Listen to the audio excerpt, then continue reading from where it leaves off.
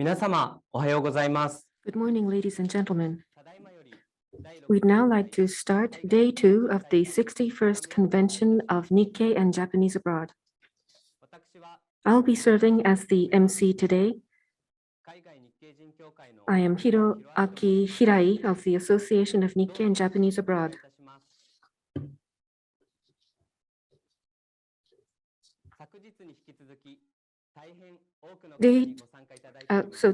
Today also, we have many people taking part in this convention. Thank you very much.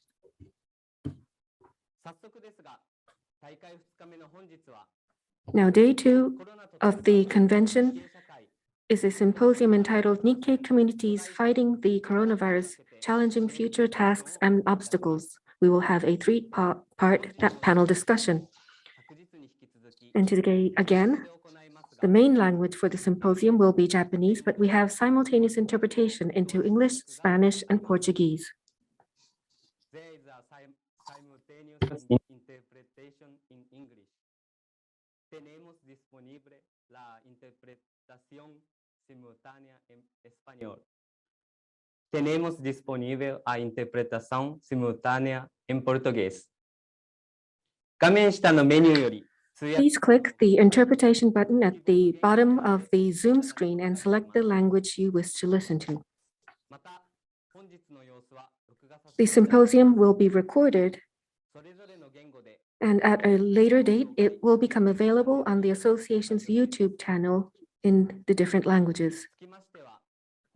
Please refrain from recording or taking screenshots of this symposium.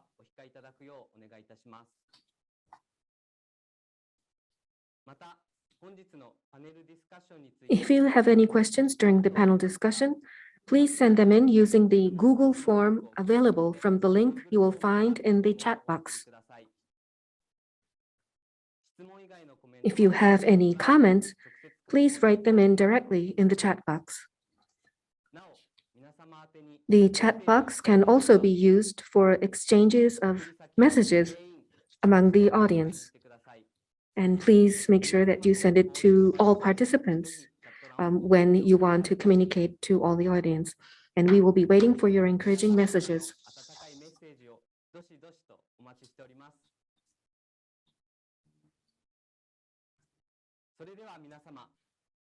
Now, thank you very much for waiting.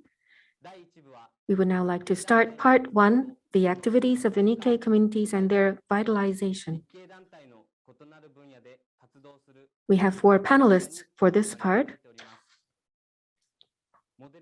And the moderator is Mr. Yoshinori NAKAI, Managing Director of the Association of Nikkei and Japanese Abroad. Mr. NAKAI, please, the floor is yours.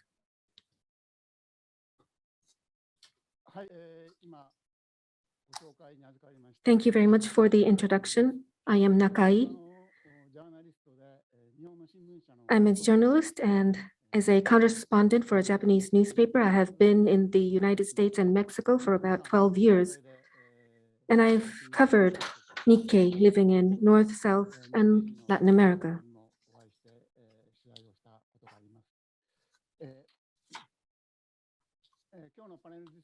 So in the panel discussion, part 1 today, we will connect live with Peru, Brazil, and Mexico.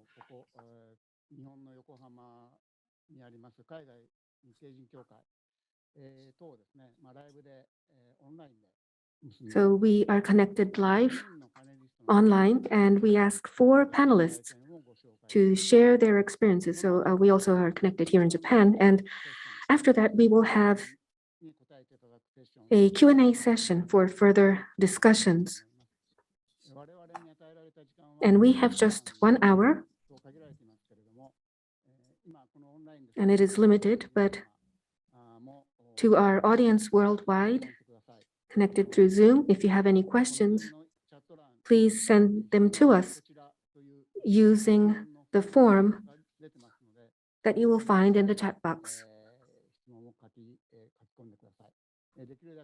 And we will ask the panelists to answer as many questions as possible. For this online convention, more than 560 people have applied and registered. They are not just from Japan, but from 32 countries around the world.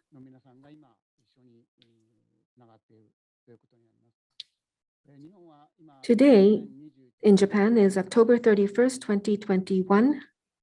It's a Sunday, and it's a little after 10 a.m.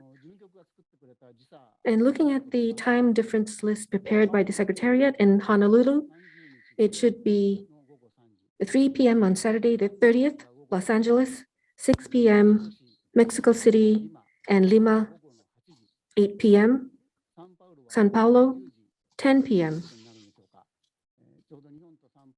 So Sao Paulo in Japan, the time is quite different. We are morning here in Japan. It's late at night in Sao Paulo. And there are participants from Europe as well. Germany and the Netherlands. It's the 31st Sunday at 3 a.m. So you must be very sleepy, but thank you for participating. In Asia, Jakarta, 8 a.m., Manila, 9 a.m. And of course, Tokyo, it's 10 a.m. And in Australia, Sydney, as well as New Caledonia, it should be 12 noon.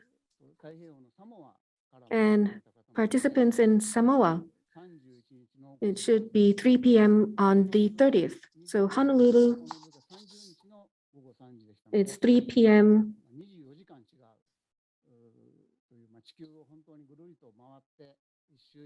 So exactly 24-hour difference between Hawaii. So we are going around the world in this convention. I believe there are many online conferences like this, but it feels as if we are traveling around the world through this convention, which I believe is very rare. It just shows how far spread the Nikkei community is. The theme of the convention this year is the challenges in the new era, connecting Nikkei beyond space, time, and generations. And we are really attending this convention, going beyond time and space. So it is truly a wonderful experience that we are sharing together. Now, in this first part, we will discuss the activities of the Nikkei communities and their vitalization. With the spread of COVID-19, it has become difficult for all Nikkei communities to hold in-person conferences and events. And in day one of our convention, yesterday, we received video messages from several Nikkei organizations where they all reported on the impact of COVID-19. However, just as we are doing today with the use of the internet, new projects and plans have been devised by many communities. So in part one, we will look at activities such as medical care, Japanese language education, the youth and women's group activities.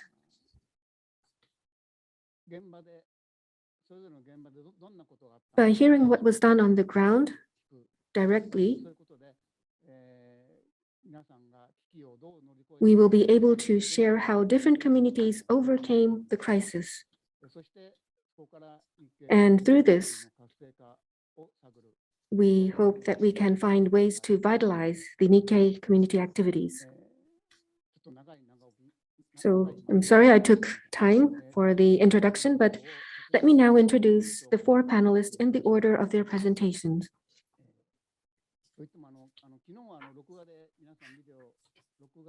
Oh, yesterday, I believe we have seen video messages, but today we are connected live.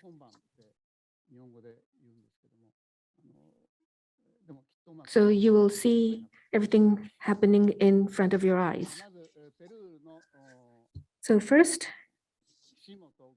from Peru, we have Dr. Gustavo Kishimoto.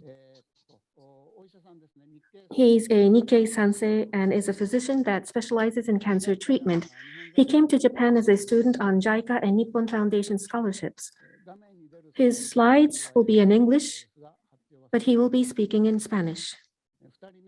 Next, from Brazil, Mr. Yoshitake KUSAKANO, and he's a native of Kumamoto Prefecture and has been living in Brazil for 39 years. He has been a journalist with the São Paulo Shimbun newspaper for long, and today he is president of the CBLJ, the Brazilian Center of Japanese Language, which trains and teaches Japanese language teachers, and he will be speaking in Japanese. The third panelist is from Mexico, Mr. Takeyuki Nakamura. I believe he is the youngest among the panelists or attendees. Born in Mexico City in 1997, he is 24 years old. And this month, from October, he started working. And while in junior high school, he came to Japan on a JICA training program and is an active member of the Mexican Nikkei Community Youth Division. And he will be speaking in Japanese.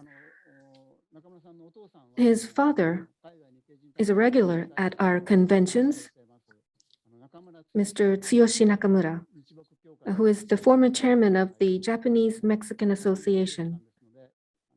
So I believe many of you may know him. And lastly, from Brazil is Ms. Raquel Köhler Dalhi. She is not Nikkei, but is a member of the Association of Japanese Brazilian Assistants of the South, or Minami Nippaku Engo Kyokai.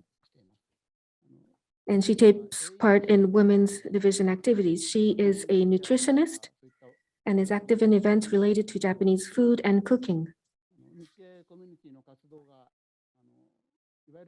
The Nikkei community activities are now spreading into the local community. It is not contained in the Nikkei community. And it's spreading into the local community. Her slides have been prepared in Spanish, but she will be speaking it in Portuguese. So now let's hear from the panelists. The first presenter is Dr. Gustavo Kishimoto. In Peru, many deaths from COVID-19 have been reported. And in the midst of the crisis, how did the Nikkei community take measures to protect people's health? Let's hear from Dr. Kishimoto. Muy buenas saludos a todos. Mi nombre es Gustavo Kishimoto. Hello, everyone. My name is Gustavo Kishimoto. I love to be useful to people who are working to help others. My passion is the early detection of cancer. I work at the Japanese Peruvian Centenario clinic as a gastroenterologist. I am very honored to be able to participate in this convention. I would like to introduce several activities conducted by the Nikkei community in Peru to counter the coronavirus pandemic. But first, I would like to outline the status of the pandemic in Peru. This table shows that in early October 2021, the number of coronavirus deaths for every 1 million people in Peru hit its peak. Now we are expecting the third wave to hit with the Delta strain of the virus. Why is Peru number 1 in the world for the number of fatalities for every 1 million people? The answer, in short, is that in addition to the vulnerability of the government, various systems and structures, we have the compounded problem aggravated by belief in sorcery, religious beliefs, and corruption. I would like to introduce to you 3 campaigns enabled by the solidarity among Nikkei in Peru. One is Peru Gambare. Peru Gambare is a campaign to show Nikkei solidarity with the vulnerable people living in the Lima area. 277 Peruvians and Japanese and 14 organizations donated $50,000 to purchase water, food, personal protective equipment, and medication.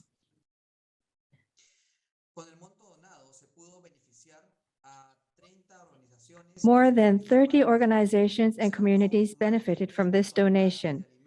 More than 20 tons of food were donated to vulnerable districts, and 8 dining halls for the people or soup kitchens were operated.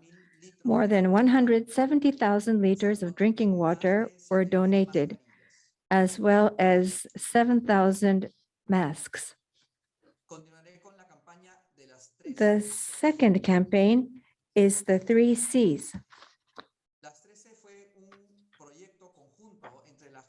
This was a joint project of Japan International Cooperation Agency, JICA, and the Peru Nikkei Association. It is a campaign for the prevention of COVID-19 infections, emphasizing the 3 basic C's: avoiding crowded places, avoid closed spaces, and avoid close contact.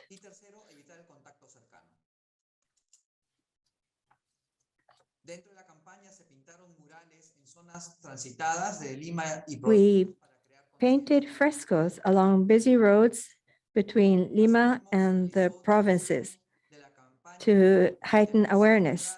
We promoted the campaign on TV, radio, social media, and newspapers.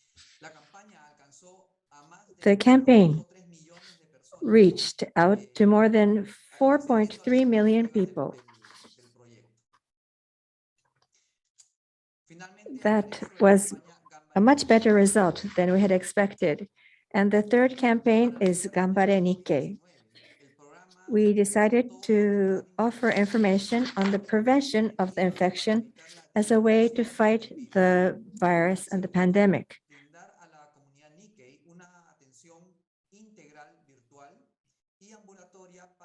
Through videos and virtual means, we began to educate communities that was directed at the Nikkei community.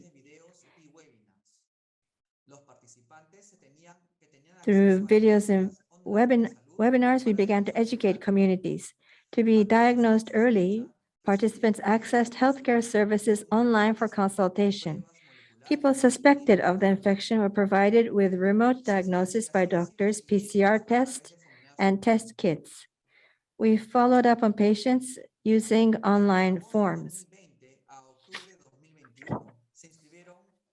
Between August 2020 and October 2021, 1,300 people registered with this program. We conducted 1,380 blood serum tests to check for coronavirus infections. We distributed 700 test kits, 600 of which were donated by JICA and 100 from the Nikkei Association. And this program, this photograph shows participants receiving the test kits. That is all for my presentation. Thank you. Thank you very much, Dr. Kishimoto. So, Ganbare Nikkei, that slogan is really great.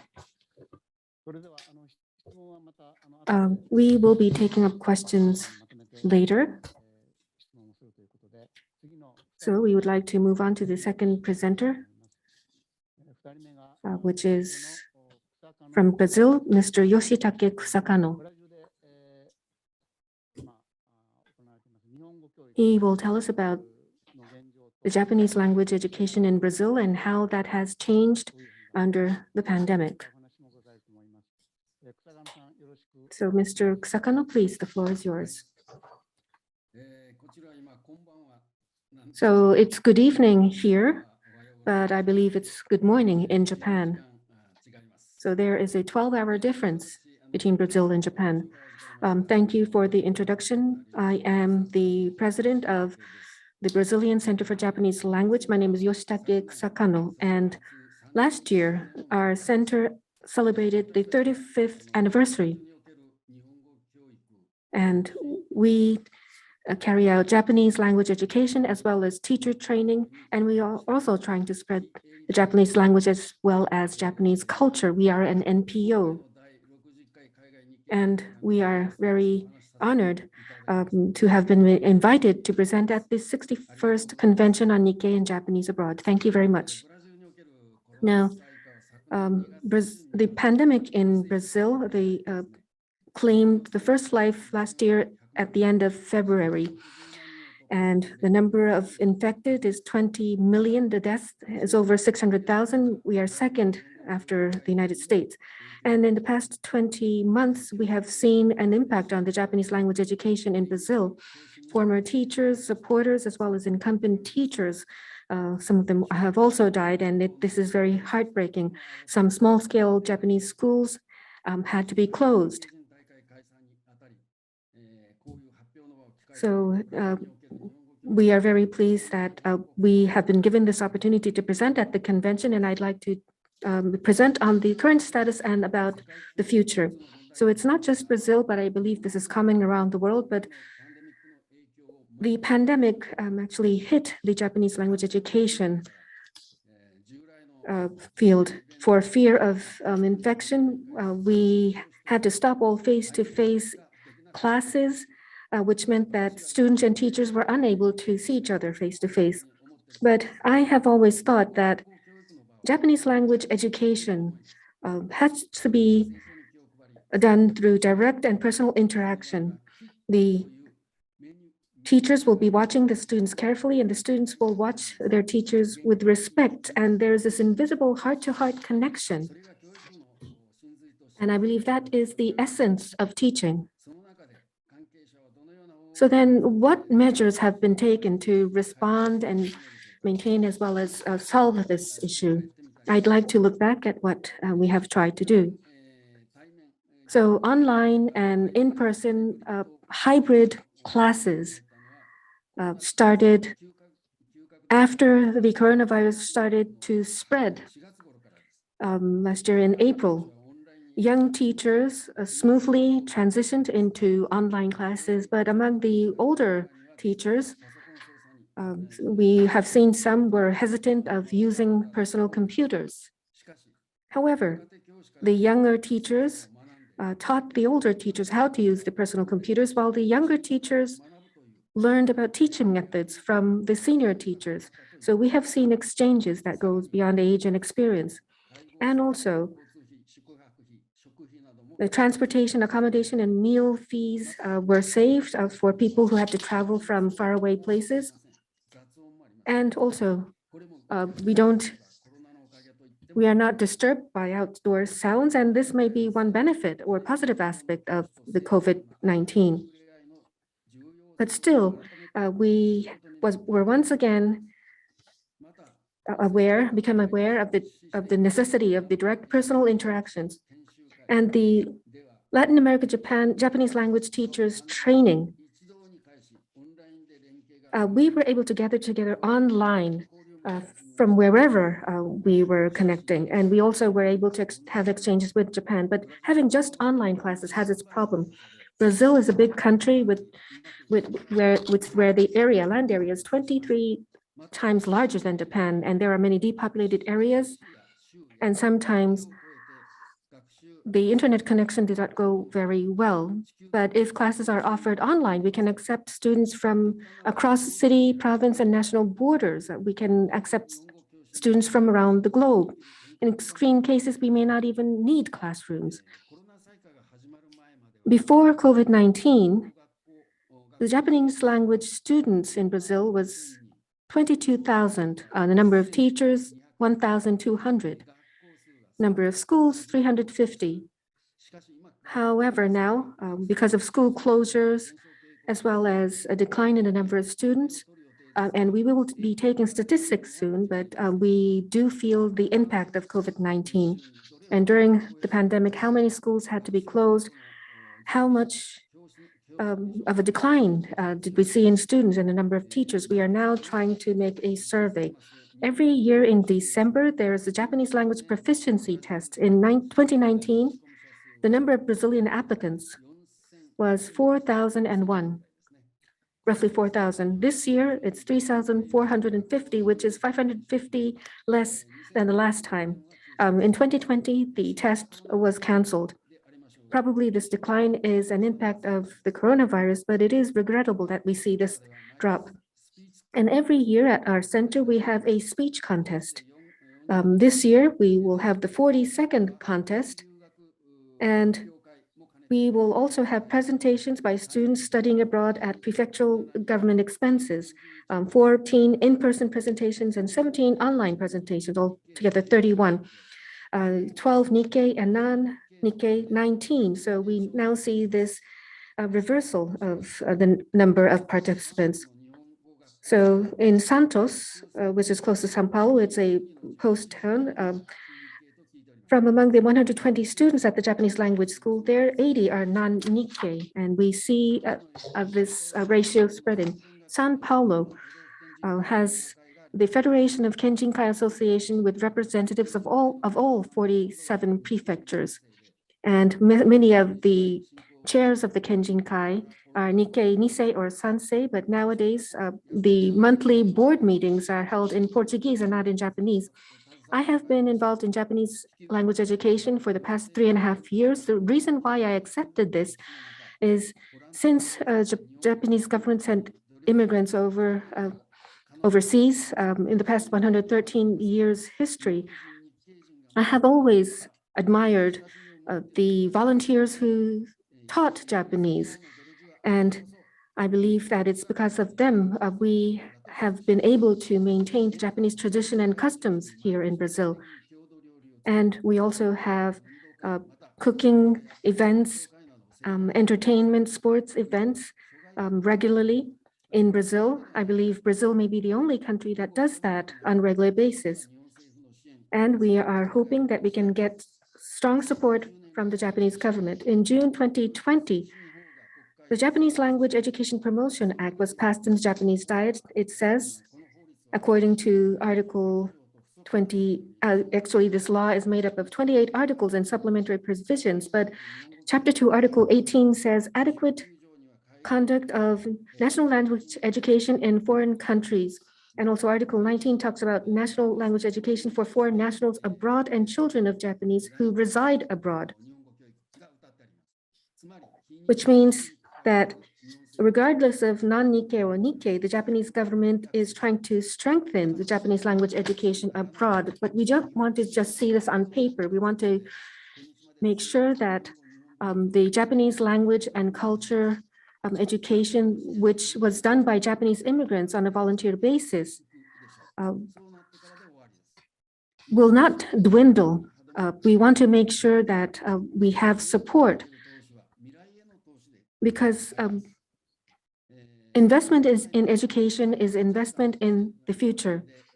And with JICA's support, we now are trying to establish a base of communication for all stakeholders in Japanese language education. We want to carry out training courses and also provide information from here.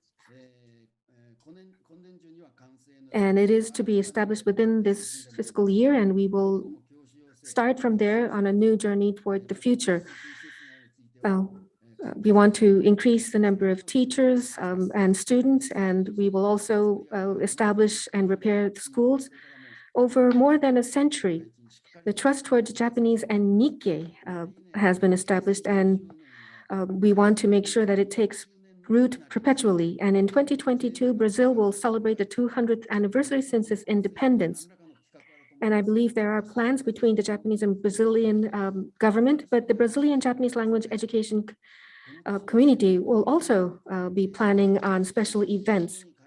Maybe we can have the Japanese language educators around the world gather online for a conference to think about the Japanese language education abroad.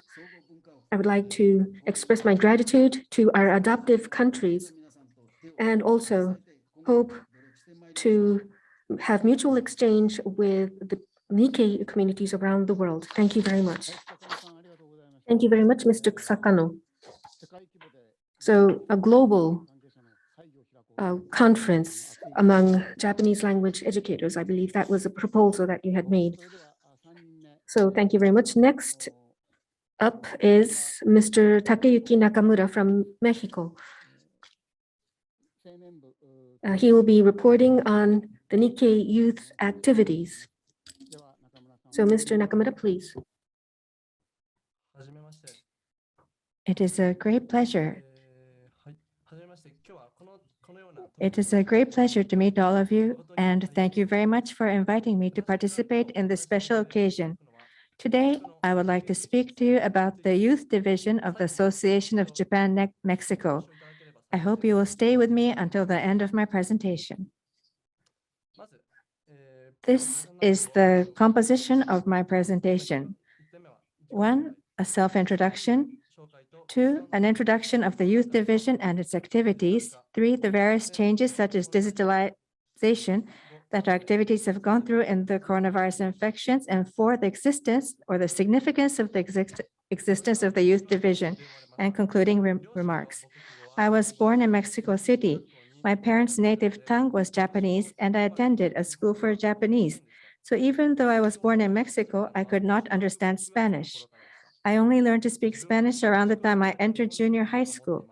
I considered myself a Japanese born in Mexico. One day, I learned that JICA ran a Nikkei training program, and I applied for it. I was delighted that I got accepted. And on that trip, I met Nikkei from various.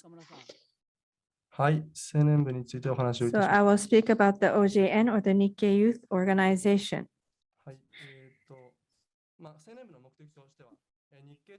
The members, the objective of the youth organization is to foster Nikkei leaders in Latin America. And the second purpose is to develop relations and network with Nikkei in the provinces or outside of Mexico. The third objective is to create an environment conducive to reasserting our identities. The fourth is to make clear our ambitions and goals for the future, and to make friends that we can work together with as we try to achieve these goals. The most important event organized by our organization is the annual youth camp, Vibra Joven. Once a year, 50 to 80 people from Latin America and the United States participate in the camp. So they come from everywhere from the United States to Argentina. Through recreational activities and study sessions, we deepen friendships.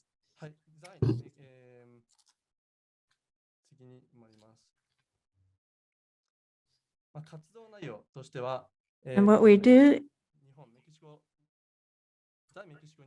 is that during the camp, we invite the Japanese ambassador to Mexico and ask him to lecture on the diplomatic relations between Japan and Latin America.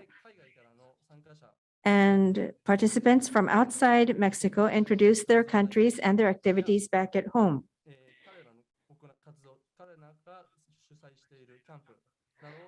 And they talk about the camps that they conduct at home. And at the camp, we talk late into the night or dance until late in the evening.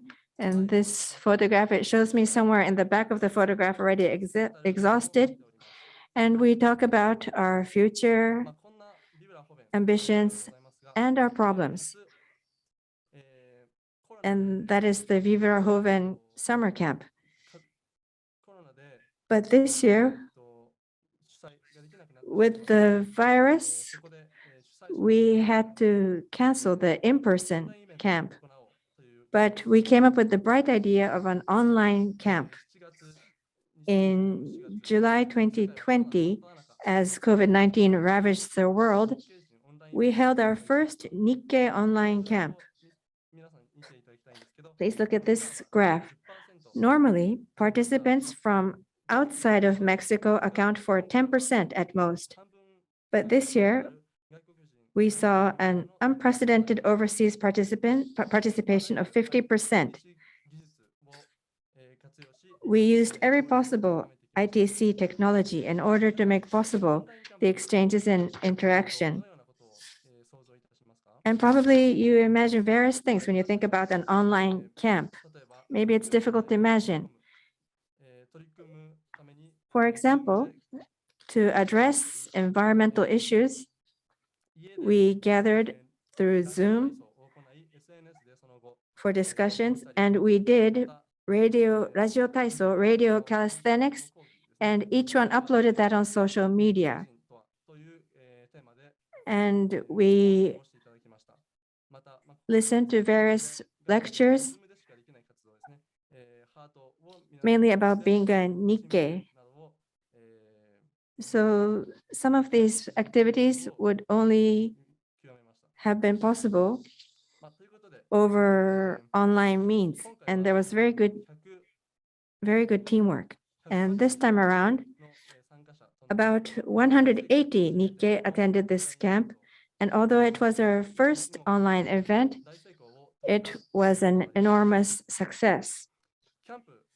And our interactions continued after the online camp. We increased our opportunities to interact with Nikkei youth in the provinces, something we did not have so much before. Currently, we have 4 chapters of our youth organization, OJN, in the provinces. Currently, every Wednesday, we meet online to talk about hot topics or current topics. Recently, we discussed the coronavirus vaccinations and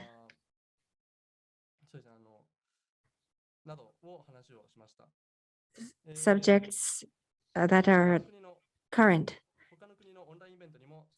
And we were able to attend online events held from other countries.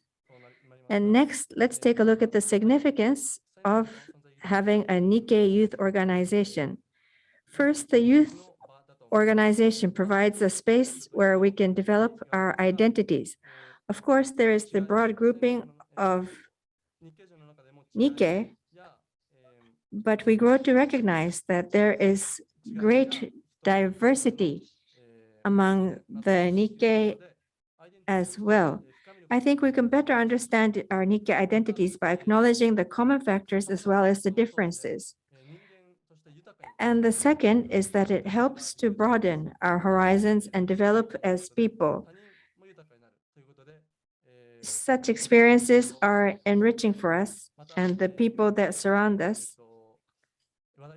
What enriches us enriches others as well. And thirdly, participating in youth activities helps to naturally develop communication skills and social skills that are increasingly regarded as important these days.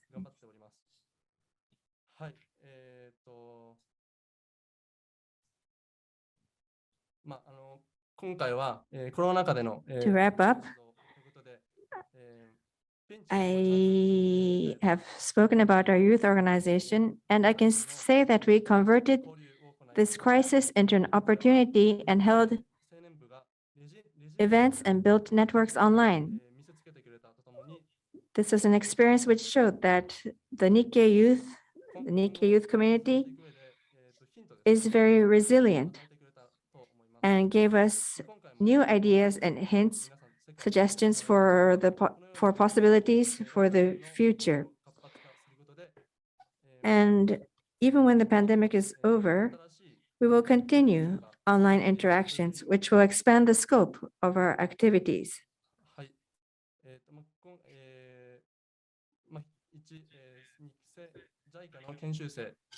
As a former JICA trainee and a member of the Overseas Japanese Youth Network, I would like to congratulate the staff of the Association of Nikkei and Japan Japanese Abroad, JICA, and all others involved, and conclude my presentation. Thank you very much, Mr. Nakamura. Vive la Joven, the camp. I was wondering about that midnight dance, but I believe that's something that only the young people can do, but thank you very much. Lastly, but not least, we have Ms. Raquel Dalhi from Brazil, and she will tell us what the Nikkei Community Women's Division is doing.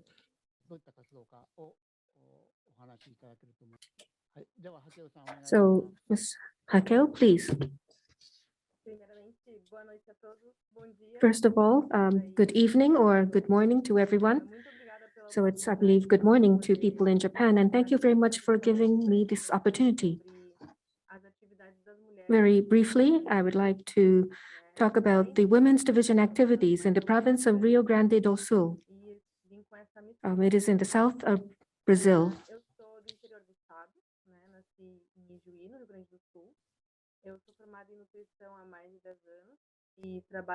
I was born in Ijuí, in the province of Rio Grande do Sul, and I studied nutrition in the university.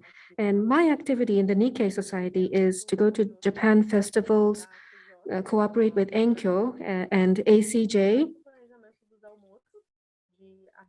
and serve as coordinator for food-related events. Also, I plan charity lunches, and I'm involved in Takenoko project to teach people about washoku or Japanese cuisine. The province of Rio Grande do Sul. In the province, during the Japan Festival, ACJ is the Association of Japanese Culture, and we have activities there, as well as at the Southern Enkyo. The Women's Association is not an independent organization. There is a women's division within these organizations. I would like to explain a little bit about the Japan Festival. This is held in August. August 18th is the date when the first immigration ship arrived here, and we commemorate that date. And so the Japan Festival. But the last two festivals for 2021, 2020, we carried out an online Japan Festival. And there were some live events that were streamed on the internet. As you can see here, there were many different types of events. Now, with the Takenoko project, ACJ carries this out in order to promote Japanese culture. There are different courses like tea, washoku Japanese food, manga and Japanese drums, and card games. And there are hybrid events, some face-to-face and also online events combined together. Left-hand side, this was an in-person event. And the online events you can see here in the photograph. So 2020 and 2021, most events were held online. And the charity lunch. 2020, we did this with ACJ. And this lunch was done for fundraising purposes. It is done every 2 months. And traditional dishes will be served at these lunches. And these photographs show some of the activities carried out by women. This is where the women are cooking for the fundraising lunch. There are young people and also older people. So many women from different age groups gathered together for this event.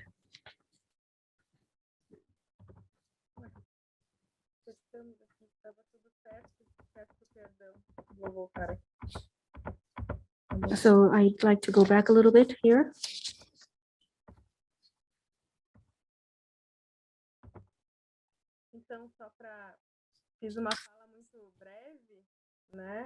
So that was very brief, but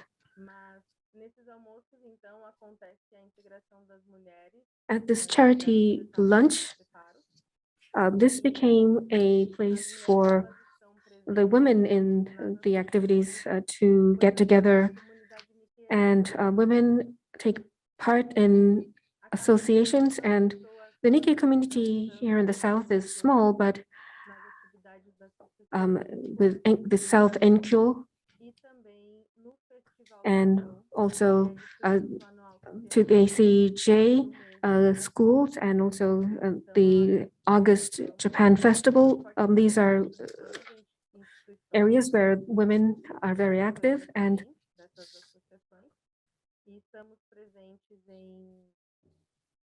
women also are among the organization or steering committees.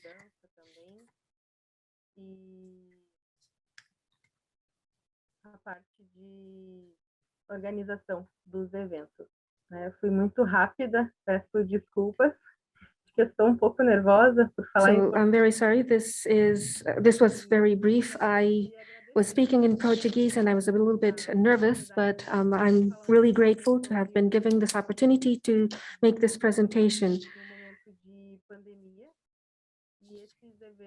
And thank you very much for giving us this time to introduce some of these activities. And we believe that it's very important to continue with this. The pandemic has made it difficult for us to get together, but I do hope that these activities will help connect people so that we can form unity within our community. Thank you very much. Thank you very much, Raquel. That fish lunch seemed or looked very delicious.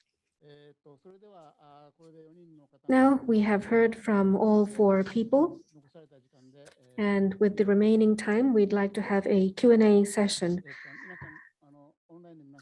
For our audience online, please utilize the form in the chat box to send in your questions. But while we are waiting, allow me to ask questions to the panelists. First, Dr. Kishimoto from Brazil. In the Gambare Nikkei section, you said that you answered questions on health and medical treatment online and that you examined patients online. So you don't see the patients directly, so it's done online. I believe it is difficult to do that. So how do these consultations and medical examinations happen, or how is it done?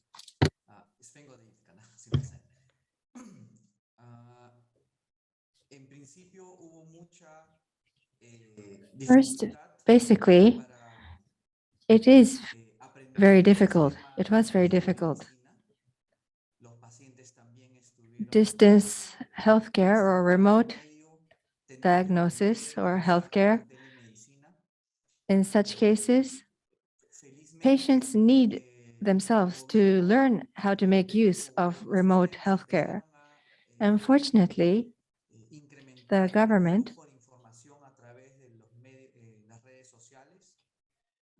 through remote healthcare and through social media, we were able to obtain a lot of information. So we were able to digitalize much of healthcare. And for various illnesses, digital means were used to treat and diagnose such many illnesses. We had digital records and so forth, but we did not have chances, very many opportunities to examine patients. We had endoscope images, endography, and that is how we were able to accurately diagnose our patients. That is what was taking place in the gastroenterology department at our clinic. Thank you very much. Thank you very much. Now I'd like to ask Mr. Sakano. In a big country like Brazil, some areas may have poor internet connections. And you said that you had some trouble with the connections, but teaching online, not just foreign languages, but I believe school classes are also being carried out online around the world. We have seen online school classes in Japan as well, but sometimes things do not work out very well. So when you try to teach online, when people try to study online, what is the most important point? What is necessary? Let's see. There's not much time, so I'll just give my personal opinion. The children who are studying Japanese and the adults, we have a broad age range. So we need to capitalize on the broad age range. For example, for very small children, we may use animations, anime, that could be incorporated. And for adults, we incorporate music, like very famous classical pieces, and sign language that can be used for communication. So if we incorporate these things, introducing sign language, we can convey a lot in 2 dimensions. And by writing and through eating various foods, if we can do that through the screen, we can incorporate the Japanese language into parts of other activities, like eating meals or things we do in our day-to-day lives, like driving or trains. That helps to inspire interest. Sign language has been very significant in the pandemic. When the Brazilian president speaks, there is a sign language interpreter next to him. So that can give us a few ideas. And I am right now drinking coffee. And to Mr. NAKAI, I cannot convey to you the taste or the smell. And that's because we are online. And when the pandemic is over, we'll learn to appreciate normal things like the sense of taste and being able to smell and taste things. And we'll be able to pat one another on the back. And the interaction between student and teacher, we need to be patient and wait patiently. But I think we learned gratitude towards mundane things through the pandemic. So with this in mind, I think we can make Japanese language education even more exciting and interesting. So now is the time for patience and perseverance. But now we're building up a communication base, because sometimes communication with the provinces is difficult, but we will be working on resolving such communications and IT problems. So you do not need to worry. And the teachers, language instructors are going through a lot of hard work, and it has been taxing for them. But even in this context, we hope to be able to disseminate and propagate the Japanese language and Japanese culture. That is what we are doing. And as the head of the language center, I hope to serve my role. Thank you very much. So there were things that we learned under the pandemic. Moving on to Mexico, Mr. Nakamura. So the young people are good at utilizing the internet and social media like Facebook and Twitter. But older people may have difficulty using these tools. So some people had difficulty trying to connect through Zoom. So as we try to connect Nikkei beyond space, time, and generations, so people who are good at online uses and people who are not, if we are to connect together, what is it that the youth can do to help people? To approach this problem, there are many ways to go about it. One is that not just youth, but organizationally, we need to put in place an environment to be able to use computers and mobile phones. As you know, in Mexico and other developing countries, the penetration rate of the internet is still insufficient. And devices and terminals, electronic devices, are not owned by many elderly people. That's the first point. And the second point is that senior citizens need help to make it easier for them to make electronic devices and terminals. And families where 3 generations cohabit, they live together, the grandchild will often help the grandparents. And that can be done at home, but we need an organized, institutionalized effort to provide support to senior citizens so that we can have more vibrant digital communication. And we heard yesterday that the Nikkei communities are working together to support the elderly people, and there are such examples in various countries. So I was very impressed. Thank you very much. Finally, from Brazil, Ms. Raquel. From a non-Nikkei perspective, although you are taking part in the Nikkei community activities,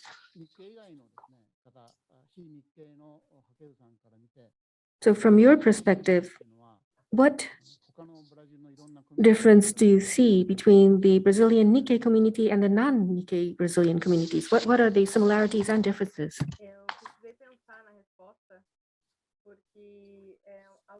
That's quite difficult, but it seems very complex. But the biggest difference is between the Nikkei and non-Nikkei communities is the collectivity. That's one thing that I feel, especially the spirit of respect and respect for traditions. And the respect of people who are around you and the power to overcome difficulties. But the biggest difference is probably the unity that we see among the Nikkei community. In my case, the Nikkei community has accepted me, they welcomed me, and they allowed me to take part in many events. And that was really a great experience for me. Thank you very much. And we have asked for many questions from the audience, but it's already now time to end. I am very sorry, but as we heard from the 4 panelists, there are many different activities carried out by the Nikkei community. And the community activity is open to the local community where the Nikkei community exists.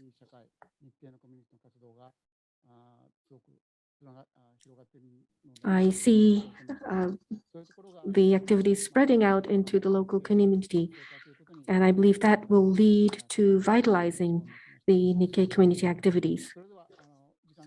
So it's now time. So I'd like to end part 1. And thank you very much for your cooperation. Mr. Nakai and panelists, thank you very much. Part 2 of our panel discussion will be on the theme Inheritance of the Nikkei Legacies, Roles of Nikkei Media and Nikkei Museums. 皆さんこんにちは。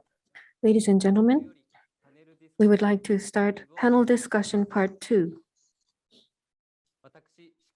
I am the MC, Hiroaki Hirai from the Association of Nikkei and Japanese Abroad.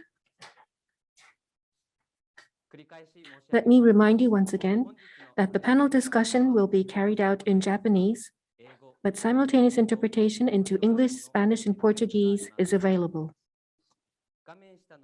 Please select the language of your choice from the interpretation button at the bottom of your Zoom screen. Please refrain from taking any recording or screenshots of this event.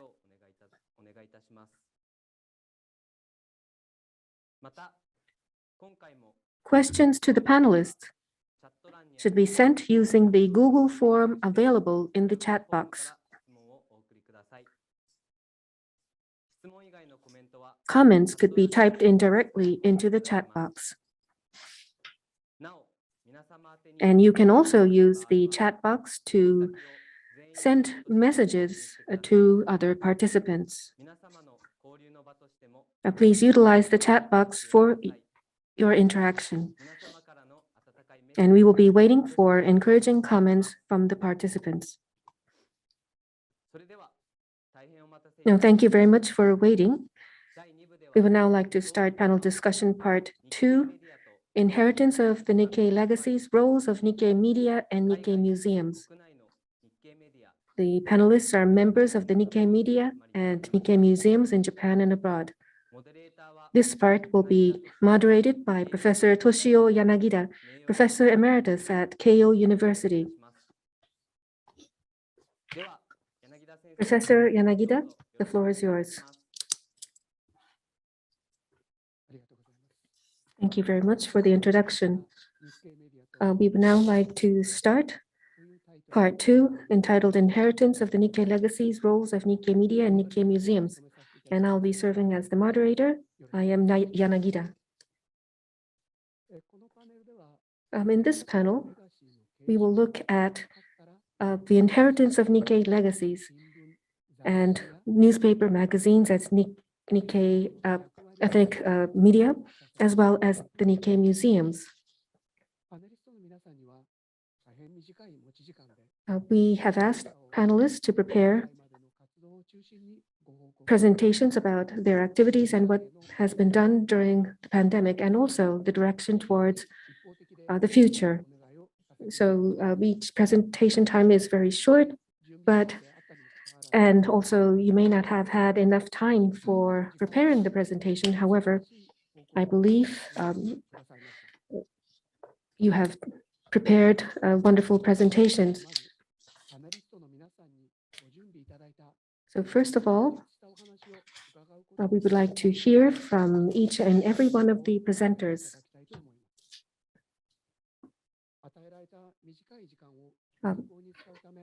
In order to utilize the time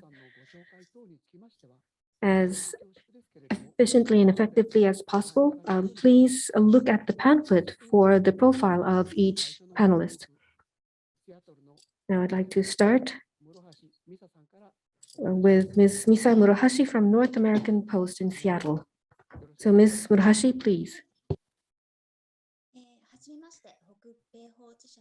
My name is Misa Murahashi of Hokubei Hochi Shuppansha, North American Post Publishing.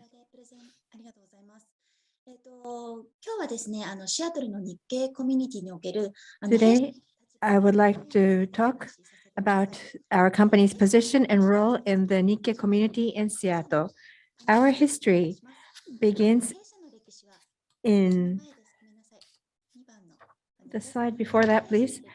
Our history begins in 1902 when our former paper, Hokubei Jiji, the North American Times, was founded. The photograph on the right is of the staff in front of the office in 1919. This is when Seattle's Nikkei community was flourishing at its pre-war peak. The paper had correspondents in many cities and was a daily publication. When the Pacific War started, the publisher and editors were detained by the FBI, and the staff members were sent to the internment camps. That was the end of that period in the paper's history. But after the war, it resumed as the current Hokubei Hochi, or the North American Post, as it is called in English. From the 1980s, the Hokubei Hochi's CEO has been Tomio Moriguchi, the second generation head of the Moriguchi family, which owns 4 supermarkets in the Seattle area. In recent years, third or fourth generation Nikkei Americans are in their middle to senior years, that is, from their 30s to 60s. Therefore, our paper is published in English with such people who are living as Americans deeply rooted in Seattle as our readership. As for our publication in the Japanese language, we have the free paper called Soy Source that our CEO Moriguchi acquired 7 years ago. That paper is targeted for Japanese living in the United States who came to the US after the war, sometimes referred to as the Shin Issei or the New Issei. At this point, please let me talk a little bit about the Nikkei community in Seattle. The history goes back to 1880s when the first Nikkei immigrants came to Seattle. I believe that Seattle is an ideal community in that the community of the Nikkei Americans and the community of Japanese living in the United States overlap closely. There are many active organizations, and I believe that the ties between Nikkei Americans and Japanese are closer than in other US cities. There are the Kenjinkais and the Japanese schools, and that strengthens the tie between the Nikkei Americans and Japanese.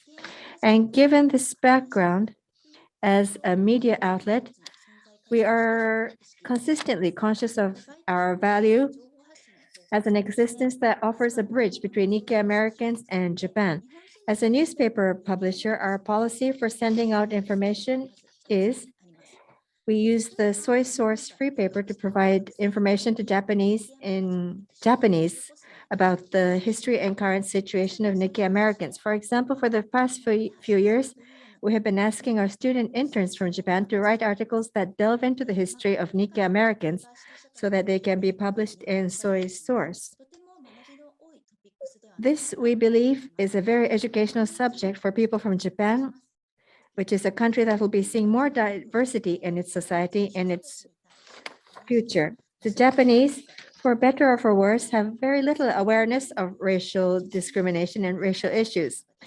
The more I learn about history of Japanese Americans who overcame the discrimination that they faced in American society, the more I derive from that knowledge. And here, the Soy Source features articles about the Nikkei Nisei soldier who served impressively in the US military in spite of the fact that his family had been placed in an internment camp, and about a third generation Nikkei who started a civil rights movement organization because they had experienced discrimination themselves.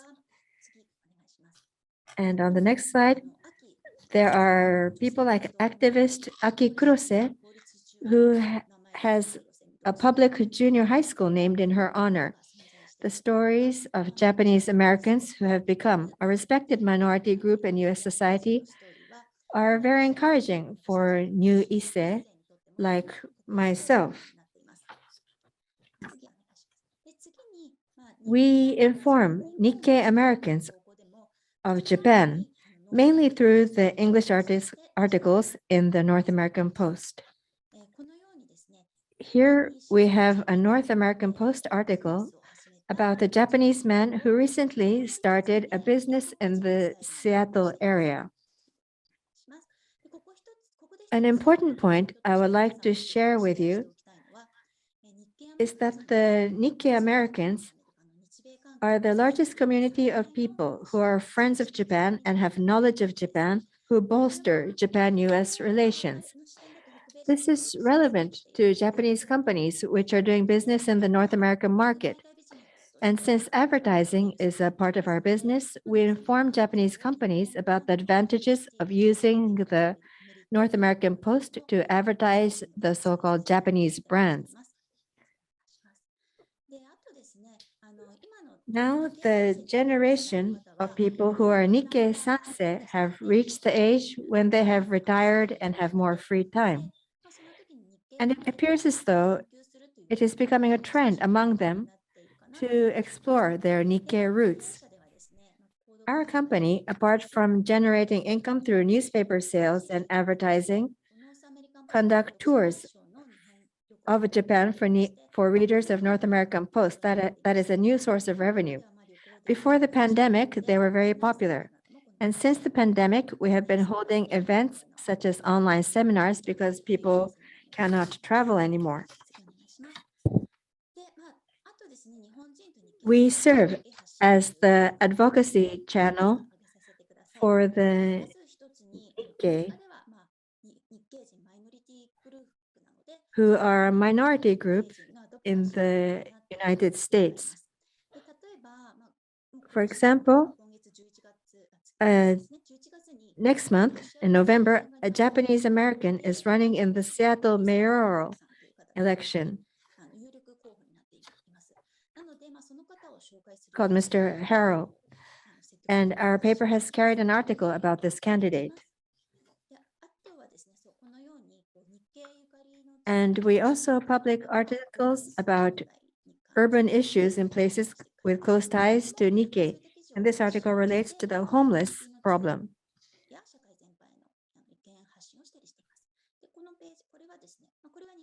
And our Japanese language soy source serves as an outlet for announcements and outreach from local government authorities. Lastly, I would like to mention our role in preserving the history of Nikkei culture.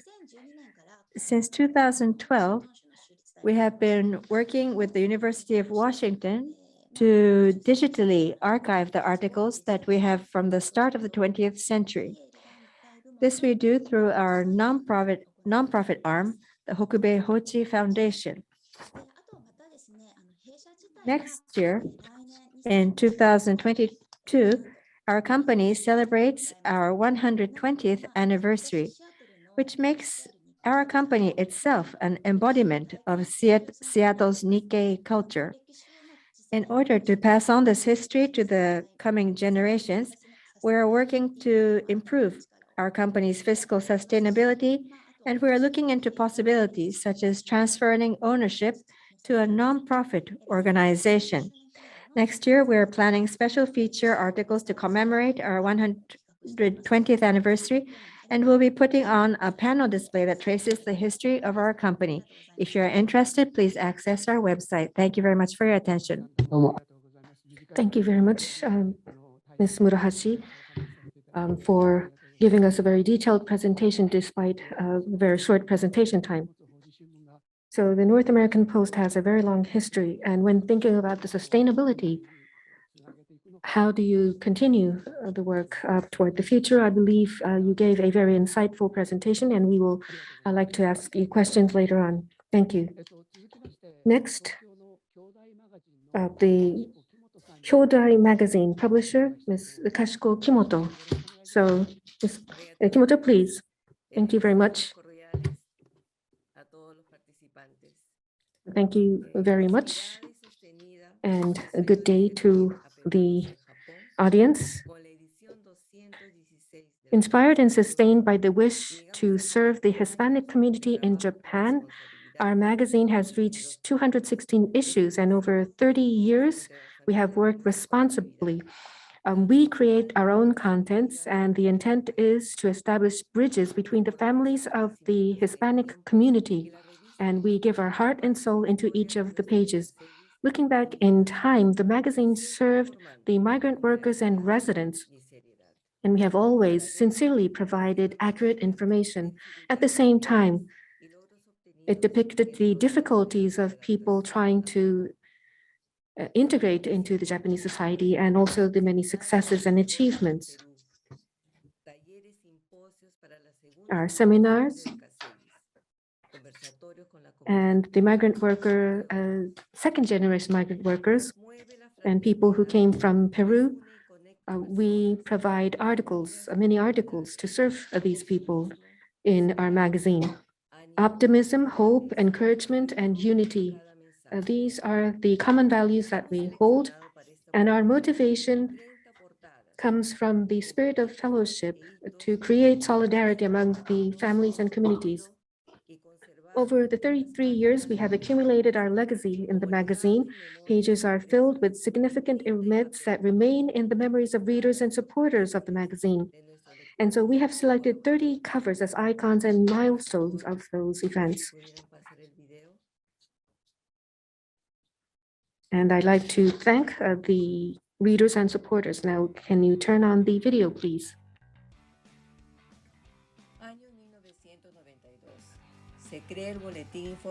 In 1992, to serve the communication needs of Peruvians, a bi-monthly newsletter Kyokai was created. 1996, it became a monthly newsletter, and this continued on until the year 2000. At the time, it was printed in Peru and sent directly to the homes of thousands of readers in Japan.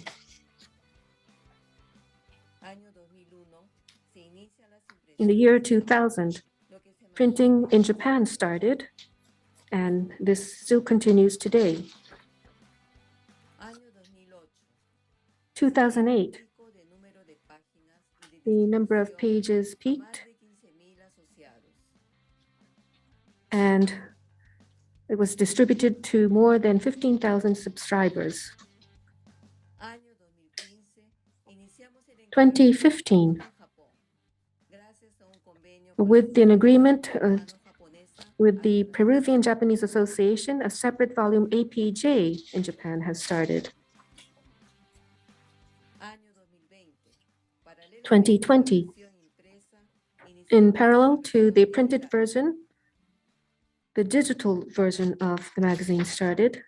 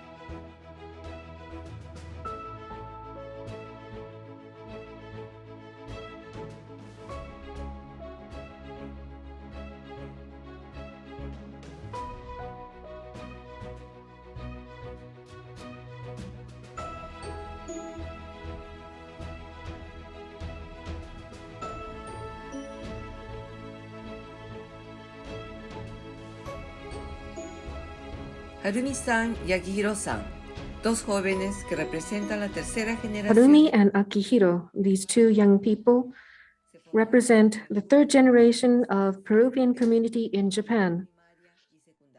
They attended a distance education course at the primary and secondary level, a PEAD.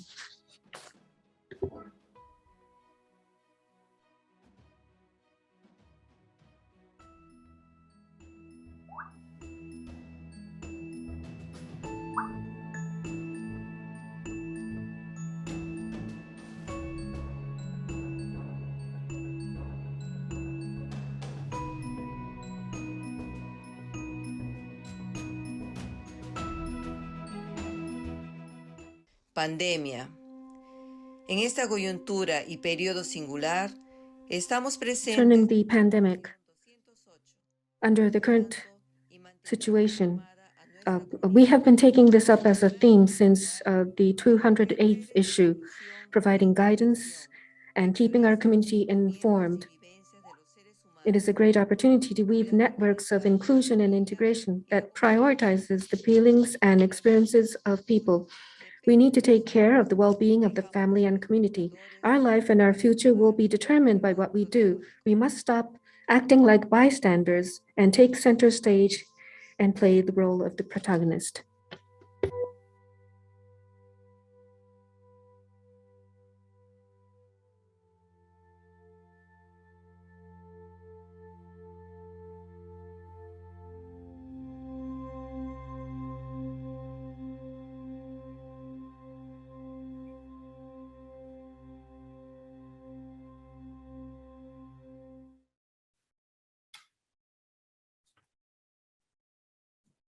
Muchas gracias. Este Thank you very recorrido much. We have looked at the cover pages for our time travel, and this allows us to perceive our capacity for innovation and adaptation to changes as we face this crisis.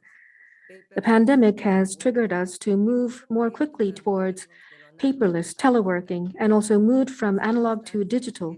And these circumstances give rise to feelings of solidarity and hope. This is the best opportunity, I believe, to thank the hundreds of collaborators and our readers. Without them, we would not have been able to make this time journey. Also, I'd like to thank our brilliant staff of designers, directors, editors, and friends who put their soul into this beautiful endeavor.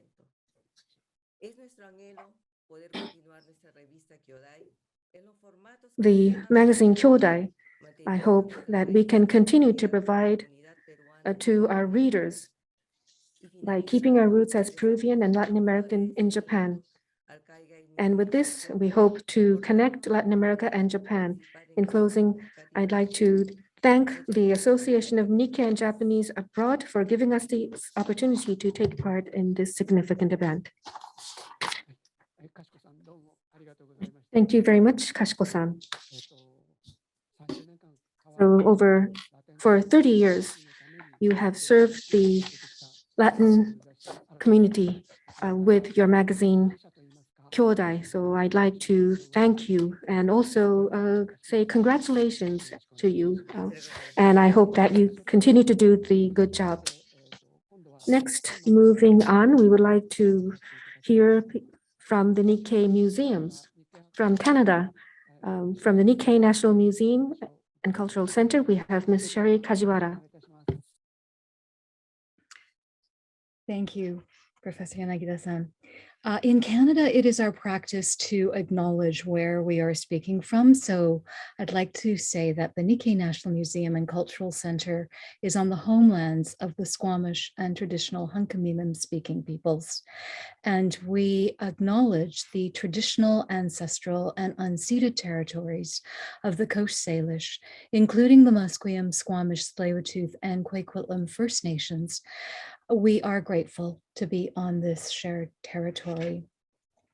We deliver on our mission to honor, preserve, and share Japanese culture and Japanese Canadian history and heritage through ongoing management of the largest collection of Japanese Canadian materials in Canada by acquiring, preserving, researching, and making accessible archival records and objects of cultural and historic value. And through our events, education, exhibits, community collaborations, academic research partnerships, publications, and now increasingly with digital outputs. The coronavirus dramatically affected our operations, but before the pandemic, annually, we were averaging 100,000 in-person visitors, rotated museum exhibits quarterly paired with opening receptions and public programs. We had busy school seasons of field trips and speakers with in-person visits and guided walking tours. We assisted a constant flow of researchers, hosted a wide variety of space and program rentals, and held seasonal Japanese cultural events and festivals. Our Summer Nikkei Matsuri depicted here used to average approximately 20,000 visitors over a late summer weekend. Life during the pandemic brought out the best in our team and board. While we transitioned all staff to work from home mid-March of last year, our board upheld their commitment to our work, furloughing no one and supporting our executive director as she navigated us through uncharted waters. We benefited from COVID relief funding, especially where staffing supports were included, but more importantly, the resilience and creativity of our team was unparalleled. In September of 2020, we launched what is perhaps our most ambitious exhibit to date. The Broken Promises traveling exhibit examines the mass dispossession of Japanese Canadians during the internment era that began in 1942. We were just about to go into fabrication when the first pandemic lockdown happened. We had to quickly pivot on exhibit components. We needed to include PPE and follow ever-changing pandemic protocols. And we were tasked to quickly find digital solutions. Thankfully, we completed all of this on budget and we opened as planned last September, but in a world that had completely changed. We bravely held a virtual live streamed launch that none of us had attempted before. And to our delight and surprise, over 4,000 viewers logged on to watch. We know many attended in groups, so the actual number of viewers reached could be even higher. Then a couple of months after the virtual opening of Broken Promises, we leveraged that technology and even upped the bar to live stream our Japanese Canadian War Memorial event in November in Stanley Park, outdoors in a location that had no wired Wi-Fi. Prior to the pandemic, we were already working on a significant online exhibit with what was then called Virtual Museum of Canada. During the time it took us to complete our project, VMC became DMC, Digital Museums Canada. And we are very proud that Righting Wrongs, Japanese Canadian protest letters of the 1940s, which includes many intergenerational stories from our community through videos, photo galleries, primary source documents, and easy to navigate narration, is now live and will be available for the next decade. Our Spring Kids Manga Camp was just starting when we had to shut everything down last year, but our education program developer embraced the challenge, and not only was our summer manga camp available online, but loans of our Journeys kit, our field trip in a suitcase, were sold out for a full year as many looked for homeschool material. Cultural programs already had some digital presence, but new funding up-leveled our literacy, improved staff skills, and expanded our technical network. Our museum shop focused on improving online sales, and our special events and festivals, while scaled down, made use of our beautiful gardens, offering safe social distancing and curbside pickup options. And this year, our mini Nikkei Matsuri felt as fulsome as it used to pre-pandemic. Our communications talent crafted a new landing page for our digital resources on our website, and we are now looking to better organize other elements. Under the Read tab, you can find our e-publications downloadable for free. Under Watch, each thumbnail takes you to a short video. Under Listen is our Sounds Japanese Canadian to Me podcast series. And under Play is our heritage card game and kimono play app, where you can learn about the culture of kimono through a game. The pandemic brought our former treadmill of activities, life as we knew it, to a halt, and gave us space to reimagine how we do what we do, to focus in on what's integral and what we want to improve.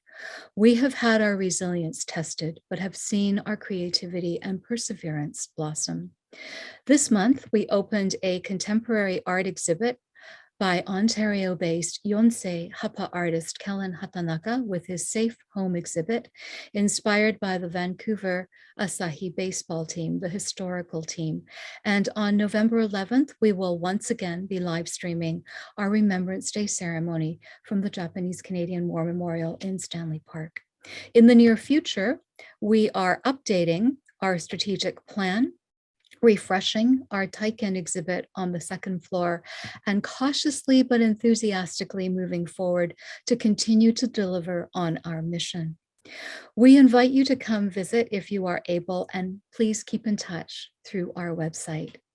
Thank you.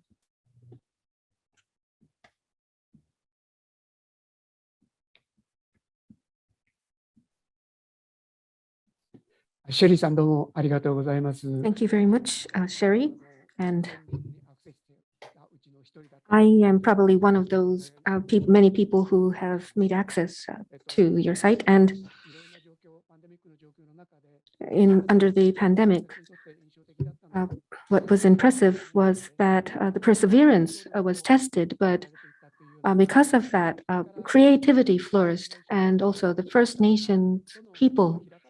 You have this very open legacy with the First Nation people, which will connect us to the future. And I respect your wonderful work, and thank you very much for presenting us your wonderful work. So lastly, from Yokohama, we have Mr. Suguru Nakane, the director of the Japanese Overseas Migration Museum. Professor Yanagida, thank you very much for the introduction. I am from JICA Yokohama, Japanese Overseas Migration Museum. I am Suguru Nakane, and I have taken my position on April 1st this year. So if you can share my slides, I'll move on to the next page, please. So a little bit about the museum's history. Initially, the Foreign Ministry of Japan established the Migration Agency in Negishi, Yokohama City in 1956. In 1974, JICA succeeded it as the Overseas Immigration Center, and then in 2002, it was moved to the Minatomirai district of Naka Ward, Yokohama City, and where the Yokohama International Center was established, and now we have the museum within the JICA Yokohama Center. So one of the major port which sent out immigrants was here in Yokohama. For over 150 years, the immigration history that sent people to Hawaii, North, South, and Central America is covered. And so JICA is a national museum of records, and the Japanese International Cooperation Agency Act, Article 13.5.1 says that the museum should carry out surveys of immigration abroad and also spread that knowledge. So what are the tasks that are actually carried out? We carry out survey and research on overseas migration. We gather and store reference and document on migration, and we also carry out exhibitions and utilize the data that we have gathered. So some of the exhibition and education activities that we do.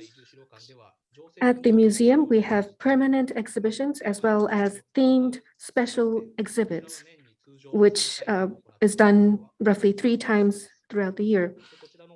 The photograph on the right-hand side is what we are doing today, an exhibit on Nikkei recipes.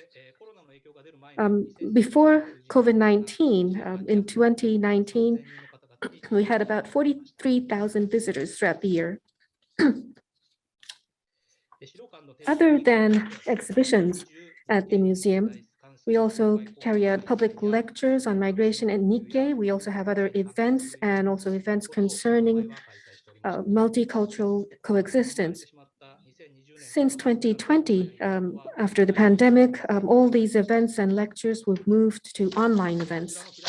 So the left-hand photograph is a lecture by Director Hosokawa of CENB, the Center for Brazilian Japanese Studies. And we had a series of 3, and for the first lecture, 235 people participated online. The right-hand side is a leaflet for an online event. So we notify the public about these events, and then after the event, we also stream the events on YouTube or distribute the events on YouTube. Now, about the propagation of knowledge at elementary, junior, senior, high school, and universities. When they come here, we carry out some educational programs. Before COVID-19 in 2019, 233 organizations, altogether 9,508 students took part in the education program. We also provide education program and text material or teaching material, even under COVID-19. But of course, the number of visitors and schools has gone down. So in order for people to be able to learn without coming to the museum, we now provide a virtual tour of the museum and also what we call the museum at your home. So this is the virtual tour of the museum. Ochanomizu University, Mayo University. Students from these universities came on the virtual tour, and also the International Division of Fukushima, which is a prefecture far away from Yokohama, utilized this tour. And also a Brazilian school in Aichi Prefecture came for a virtual school. The Brazilian school, Escola Nectar, they utilized the virtual tour as part of their Japanese language education. It was an opportunity for students to learn about their roots and also the history of migration. This tour was carried out in Portuguese. This is Museum at Home, or Ochi Museum. This is targeting younger children. We utilize animation and maps and hopefully we want children to get interested in the history of migration from Japan to abroad. Now, on gathering of references and documents, these are the three major things that we do. We gather and collect, store Japanese newspapers from abroad, and also we have study and research projects, and we also have papers and essays that we gather. So the newspapers, this is something that we are focusing on in recent years. These are very precious material, but we have many Japanese language newspapers. It takes time to gather it, but we are a public institution and we believe that this is a mission that we must carry out. The scholarly or academic project, we ask people who have been academics at our museum to carry out research, and we now are asking younger researchers to take part so that we can continue this project into the future. And the results, as well as the papers that were written, will be compiled into our research bulletin. The final part is the essays that we ask people to write. So we started this last year so that people can become interested in the migration history to South and Latin America. We utilize the Japanese language newspapers to advertise about this, and we also want people to know about these Japanese language newspapers. And this year, we have an essay and commentary division, not just academic papers. And already we have made a screening of this competition, the essay competition, and later on I will be announcing the winners for this year. So this is a photograph of a newspaper that we've gathered. The left-hand side is the São Paulo Shimbun newspaper, which was discontinued in 2020. The right-hand side is the Showa Shimbun newspaper. We have not really seen the actual Showa Shimbun much, so this is really a very rare and precious material that should be kept at the museum. Now, the exhibition and also the research, as well as the material that we gather, I have explained a little bit about that, but what is it that we want to convey and to whom are we trying to communicate? First, to the general public. Unfortunately, not many people know about the migration history. So we want to have as many people as possible about the migration history and about the Nikkei communities abroad. And next, for the Nikkei community overseas, we also want people to understand the history of migration and also the development of the Nikkei community in each of your countries. And as a public organization, I believe that our role is changing a little bit. Initially, the task that we had was about keeping record and advertising and educating about the migration project that Japan had. But I believe nowadays there are many Nikkei people coming back to Japan, and we now are serving to support the people who come back to Japan so that they can live in Japan comfortably. So in 2002, the museum was established, and therefore next year we will be celebrating the 20th anniversary. And right now we are going through a renewal of the museum. So from end of November up until March next year, we will be closing the museum. And through this renewal, we would like to review the exhibition that we have, and we also want to make the museum more open to children and people with disabilities, make it more accessible. And we want to have exhibits so that people can learn about the history as well as the Nikkei community, as well as multicultural coexistence. And we want to have more students come to visit our museum. Concerning historical exhibitions, the curators and other experts have cooperated with us so that we can make the exhibits more easy to understand and make sure that we present accurate information. We also want people who come to the museum enjoy the exhibit, and so we want to have more dynamic exhibitions.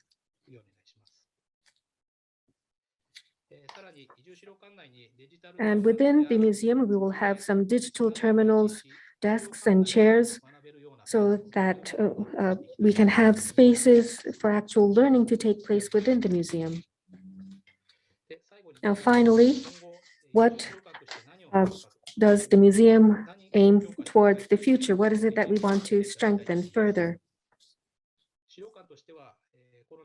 Since COVID-19, we have carried out virtual exhibitions and online programs, but we want to strengthen this as part of our activities so that people who cannot travel to the museum may also be given the opportunity to learn from the museum. Also, utilizing online tools, we want to create a strong network with museums abroad and Nikkei organizations abroad.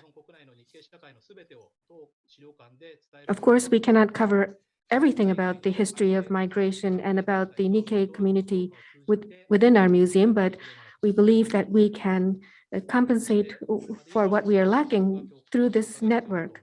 And we also believe that we need to strengthen our communication. And therefore, we would like to continue to see how we can collaborate with the ethnic community. With that, I would like to end my presentation. Thank you very much. Thank you very much, Mr. Nakane.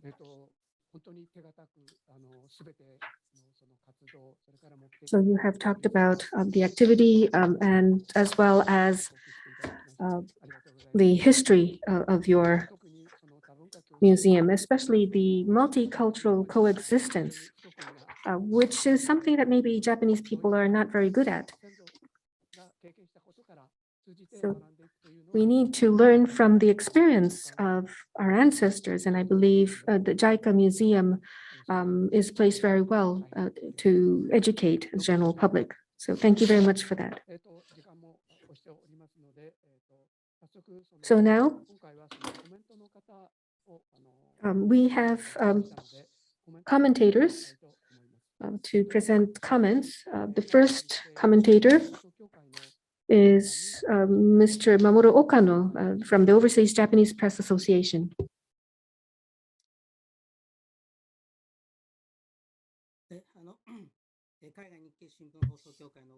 My name is Okano of the Overseas Japanese Press Association.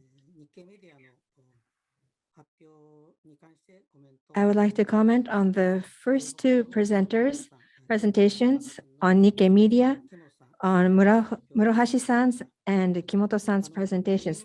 Thank you very much for the two presenters. Nikkei Media are newspapers and community papers that are published for the public at large, mainly for Nikkei people.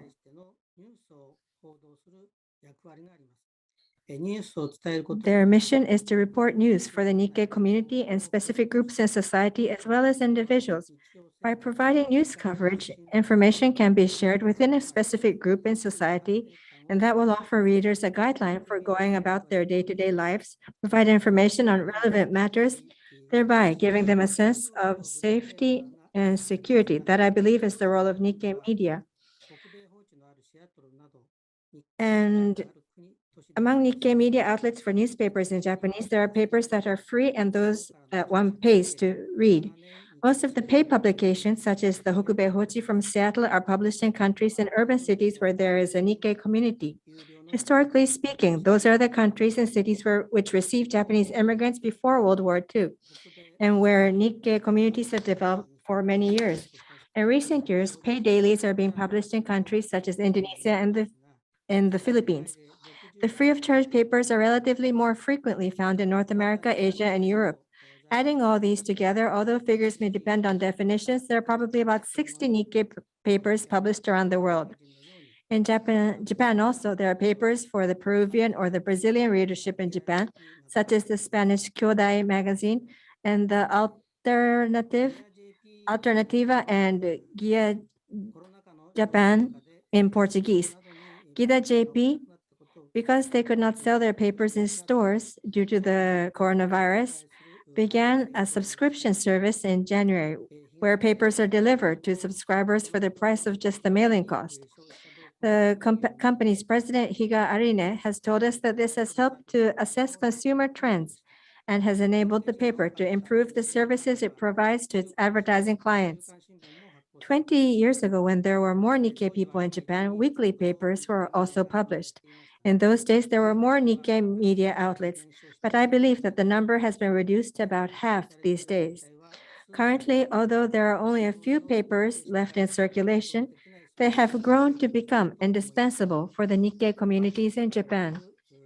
In the pandemic, many Japanese language newspapers in North and South America have survived by reducing the number of editions and the number of pages.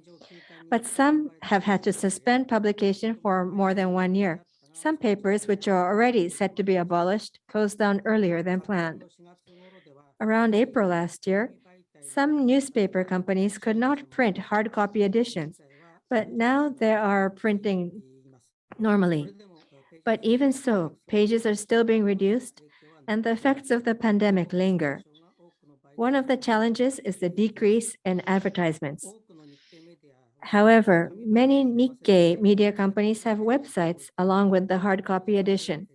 With more people working from home amid the pandemic, some companies are reporting an increase in the number of views and a growth in online advertisers.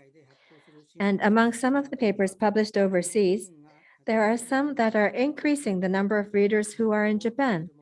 Those readers read the Nikkei paper to obtain information during these times when they are unable to travel outside of Japan. There are some monthly or weekly Nikkei publications which run news on the internet every day. And such companies are using the web to their maximum advantage, a move that was not only the result of the pandemic. As for the outlook and possibilities of the future, I believe that the use of the web will be further promoted in the Nikkei media publication community. And as Nikkei publications are accumulated over many years, the newspapers will form an archive, and its value as a resource to museums and archives in various regions and countries will increase. This concludes my presentation, or my comment. Thank you very much. So, sad news about the São Paulo Shimbun newspaper closed its history, but now that has been succeeded by another media, and the editors also will continue their work, we hear.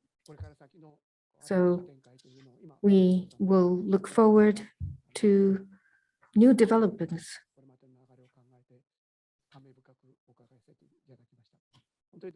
So thank you very much for your presentation. Now, the last commentator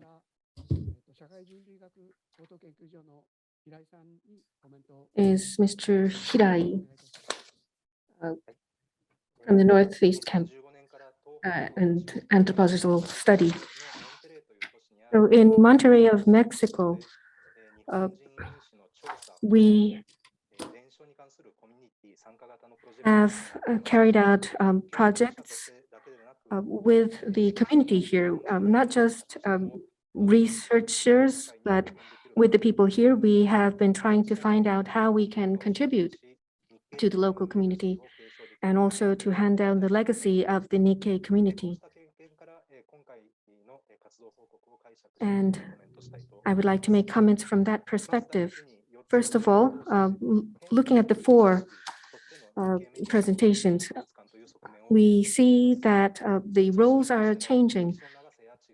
The organizations have different history, but as the community, the Nikkei community, as well as the society around them changes, the actions taken is also changing.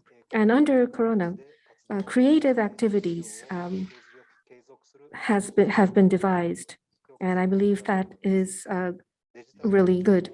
So digital ICT has been incorporated into the activities to communicate. In Monterrey, as I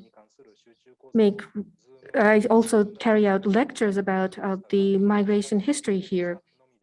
Myself and two staff will be speaking to about 150 people throughout Mexico, and also the study of Japanese roots is also being introduced over the web. So digital ICT is being utilized very well, and the Canada example, as well as JICA's example of utilizing ICT has been very stimulating for us. As Nikkei went out into the world, and we have more Japanese people living long years overseas. In the Seattle example, the Nikkei Americans and the English language magazines and newspapers are not the only thing, but Japanese publications are also being provided, I learned. And so language, culture, and that may be different, and also the reason for living abroad may be different, but I think these communication methods are being utilized to create new communities overseas.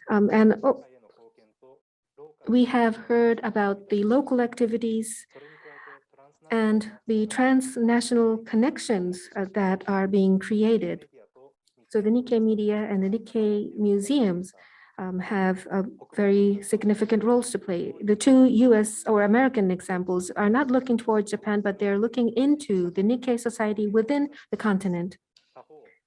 On the other hand, the magazine Kyokai is focusing on Nikkei Peruvians here in Japan, or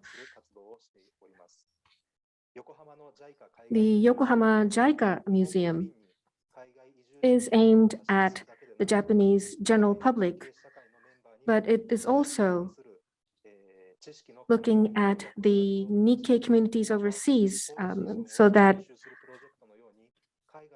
people can learn about past history, and it is also trying to gather Japanese language newspapers to follow the history.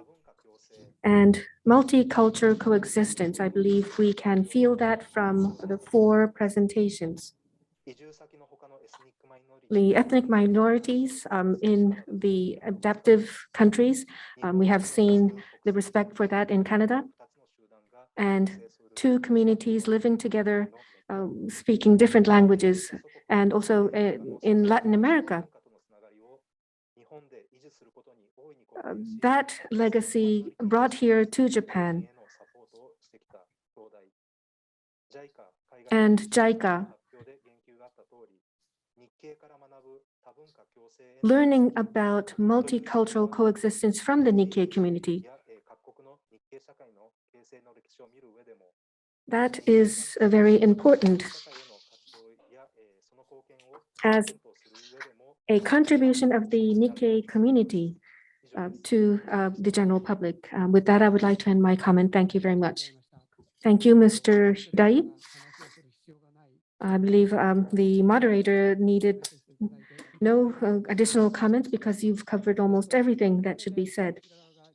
So that is all for the presentation and comments that has been prepared beforehand. I'm very sorry, the time is almost up, but I do hope that we can take up several questions together and ask the panelists to answer in just 1 or 2 minutes,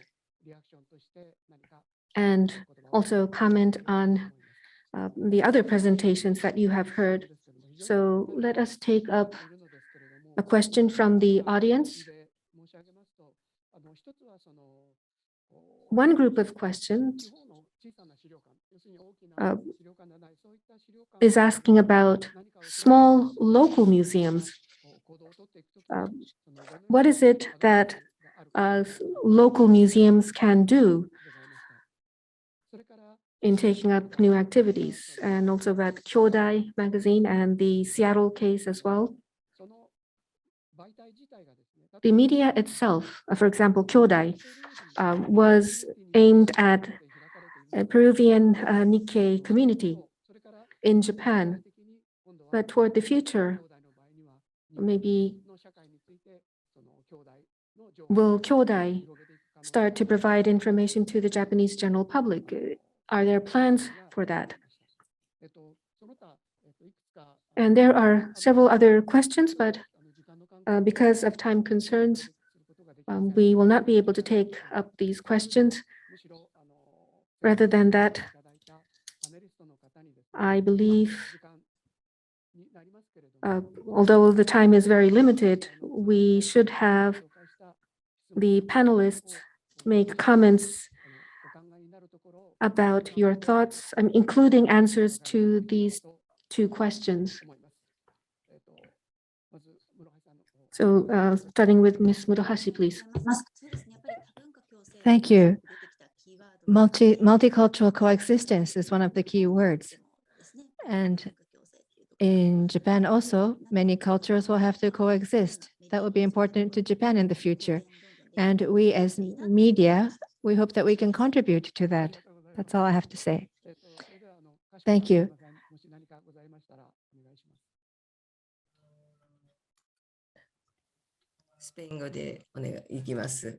En el caso de nosotros, de la revista Kyodai, in our case, the magazine Kyodai,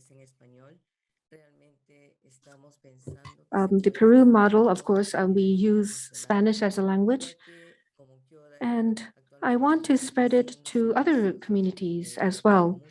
The magazine Kyodai, especially towards the communities in Southeast Asia, we are focusing on that as well. So we want to utilize other languages as well. And we hope that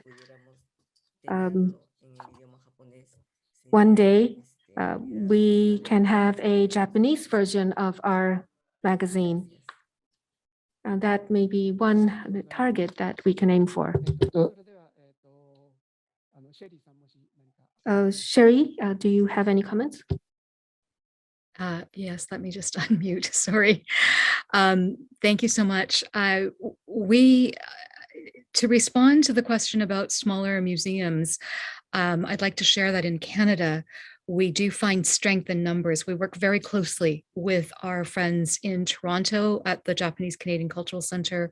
And we are the two largest institutions within Canada, and together we support many smaller institutions of Nikkei heritage and culture all across the country, not only in the work we do with our searchable database that holds our archives, but also with ongoing projects. And in the coming year, right now, there are some serious grants being written, which will allow much more cooperation and collaboration, not only within Canada, but actually across the transnational Nikkei museums. So fingers crossed that funding comes through, but regardless, we are definitely working with collaborations and partnerships.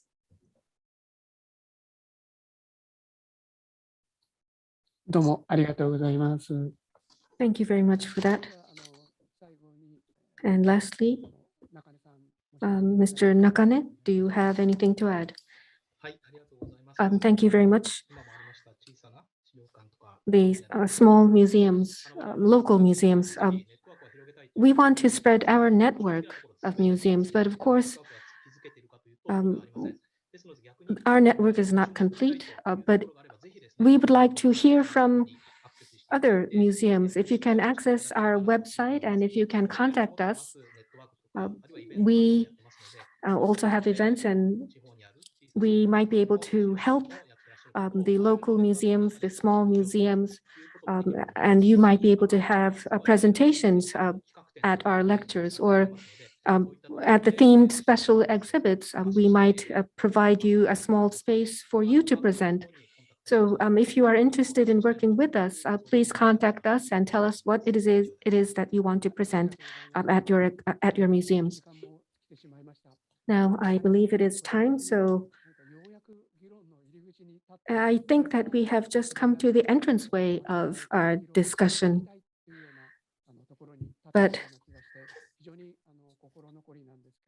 And it is very sad to end this panel, but this is not the end of our interaction. Newspapers, magazines, museums,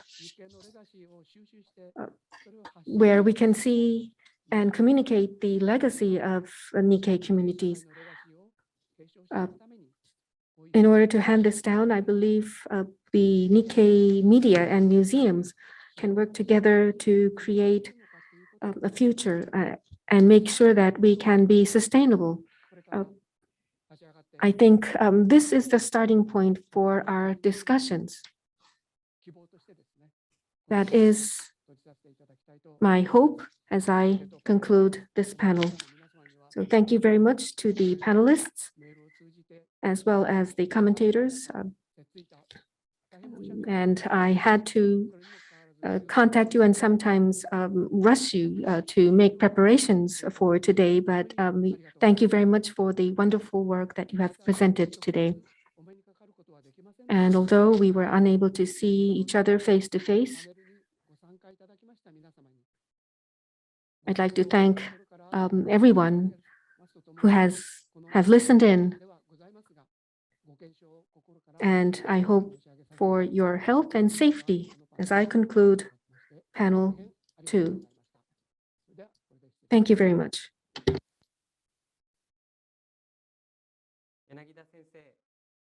Professor Yanagida and panelists, thank you very much, and thank you to the commentators as well.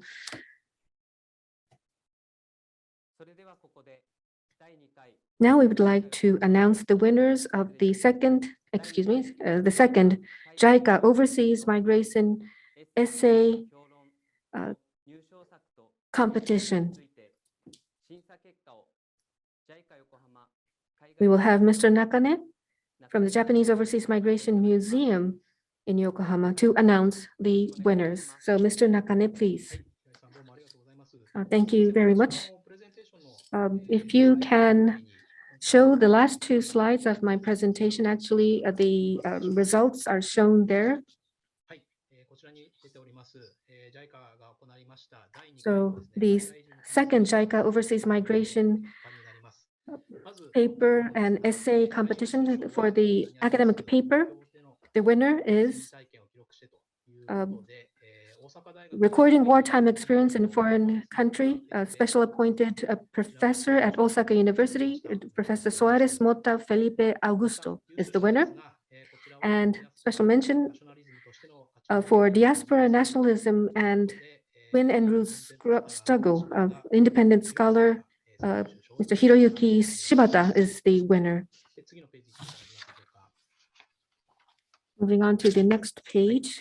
This is for the commentary and essay. We have started this from this year. The winner is from the Budapest Japan Center of the Japan Foundation, Megumi Katayama. Power of Knowledge, looking at Brazil and Japan through carnival. So this is the winner in the essay division. And also,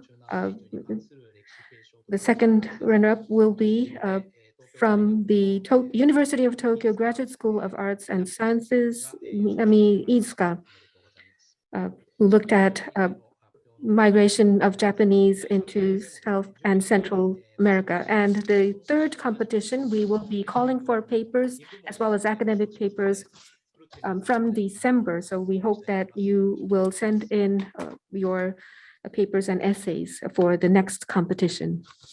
Thank you, Mr. Nakane, for announcing the winners. And with this, we would like to conclude panel discussion part 2. Panel discussion part 3, problems and challenges of Nikkei communities in Japan. Will start from 12:25 Japan time. So please wait a while. Thank you. 皆さんこんにちは。 Ladies and gentlemen, we would like to start panel discussion part 3. I'm the MC, Hiroaki Hirai from the Association of Nikkei and Japanese Abroad.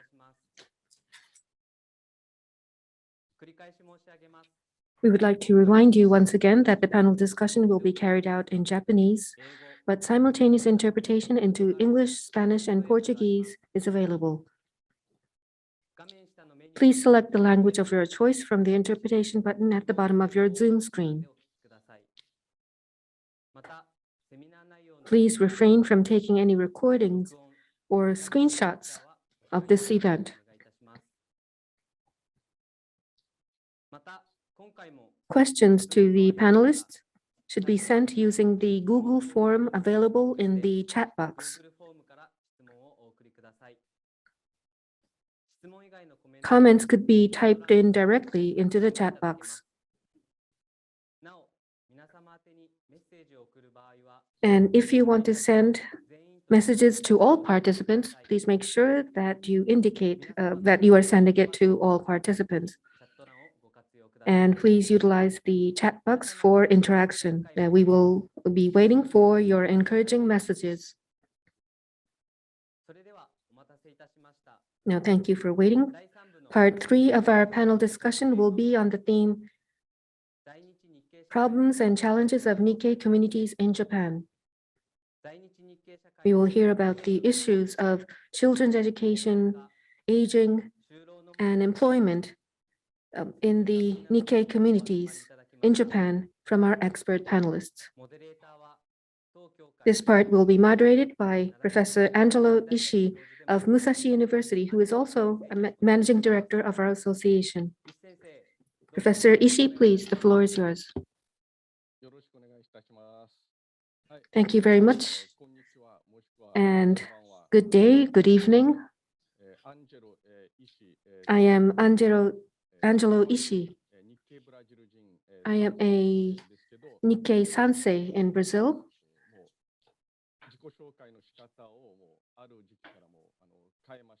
But I started to introduce myself as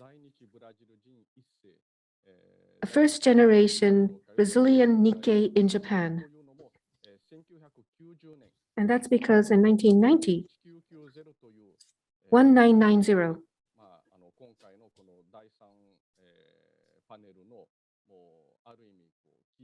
is going to be a keyword for this panel 3 discussion. In 1990, a law in Japan was changed And I believe that will be linked to this panel discussion. The immigration law has changed, and the Nikkei people from Brazil, Peru, and other countries became able to come to Japan. And we had seen a flow of Nikkei to Japan, migrating to Japan to gain jobs.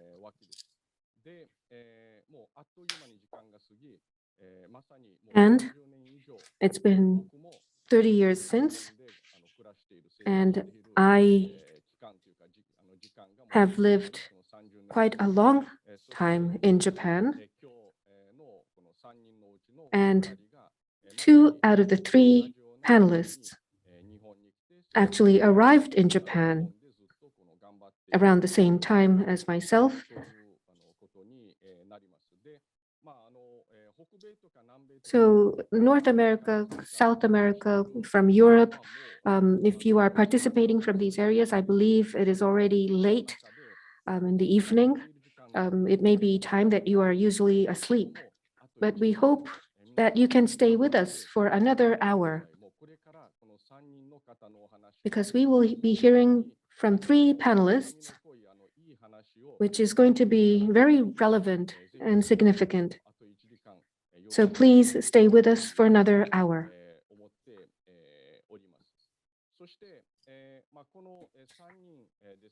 The 3 panelists, one is Michie Afso. Michie Afso was born in Sao Paulo. She is a second-generation Okinawan. She came to Japan in 1990. That's the same year as I came to Japan. And she has lived here in Tsurumi for 28 years, in Japan for 30 years. And she started consultation service for Nikkei people and established ABC Japan. This is an NPO in 2000. And in 2006, it was registered as an NPO. And the NPO cooperates with the government to carry out support and consultation work for foreign children's education and other problems. And then in 2018, the government of Brazil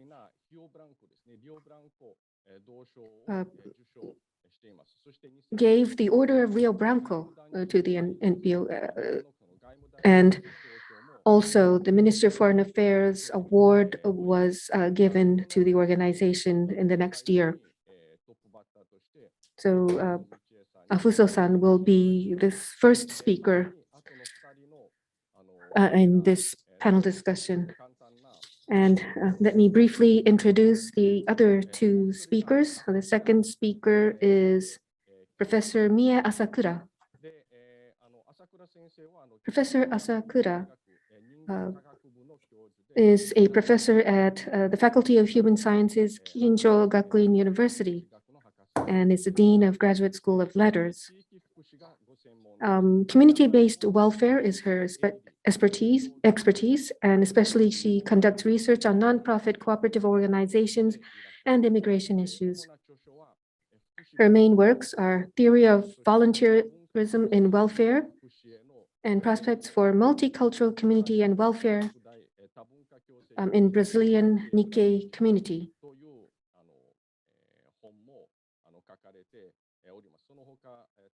And she also has many other publications. But the Nikkei community in Japan and the aging of that population is becoming a big issue, and I believe she will be talking about that. The third panelist is Toshihiro Kawasaki. He was born in Rio Grande do Sul in Brazil. He's a Nisei. In 1989, at the age of 18, he arrived here in Japan, which means he has been staying 1 year longer than myself in Japan. So he is a senpai when it comes to living in Japan. In Sagawa Komuten, he is is involved in construction industry. And in 2011, he founded the Yuden Construction Company Limited. So Yuden uses the kanji character tomo for friend. Now he has 82 employees. It's a big company, and he hires not only Nikkei, but Japanese and other foreign nationals as well.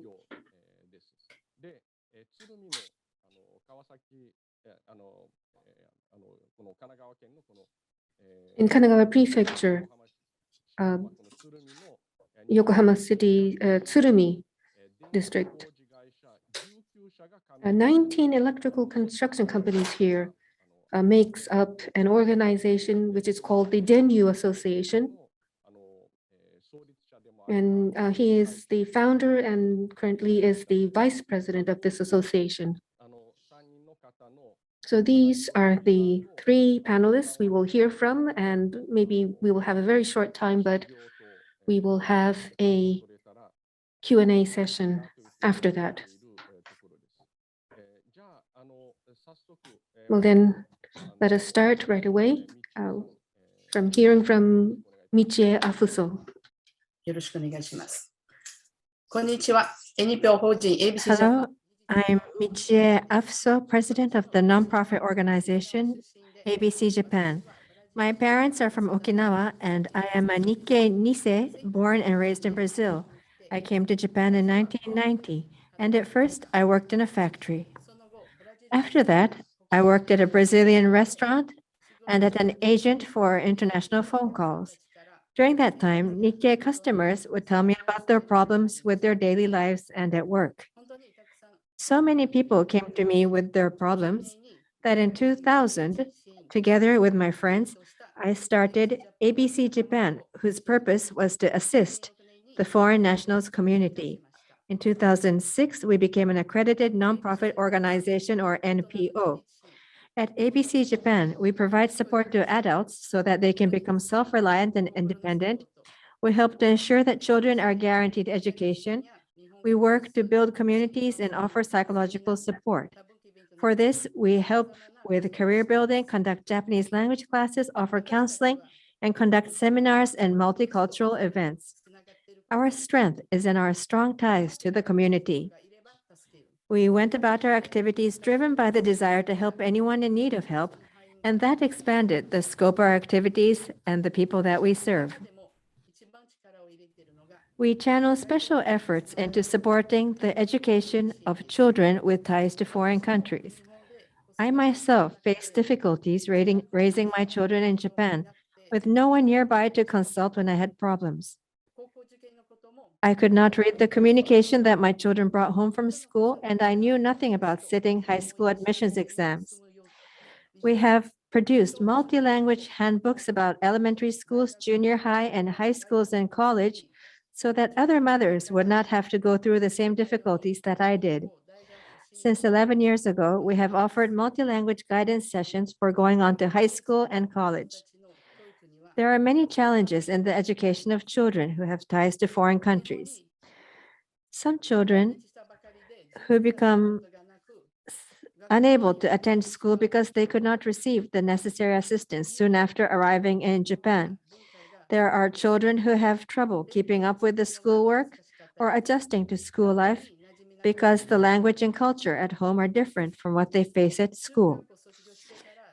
Some come to Japan after graduating from junior high school, but have no place to study to prepare for getting into high school in Japan. In 2009, we began a free school for such children. They learn the Japanese language at the free school and can study for the high school admissions exam. We hold joint events with local high schools and universities, and we conduct social studies tours. The free school is a place where children can feel safe and secure. And once a week, we hold after-school classes at an elementary school. About 40 children related to foreign nationalities attend.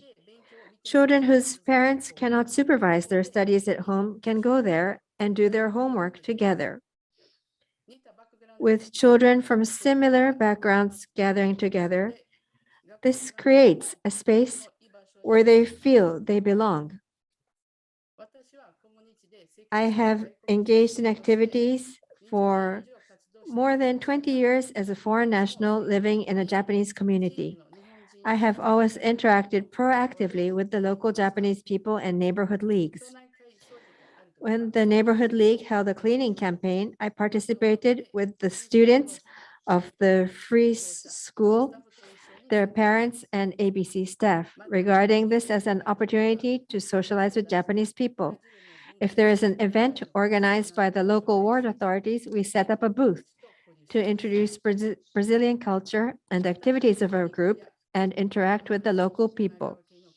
We work with Tsurumi Ward, Yokohama City, and the Kanagawa Prefectural Board of Education to produce handbooks and teaching materials, and have held guidance sessions for going on to higher education, as well as multicultural events. We also collaborate with local schools and other nonprofits.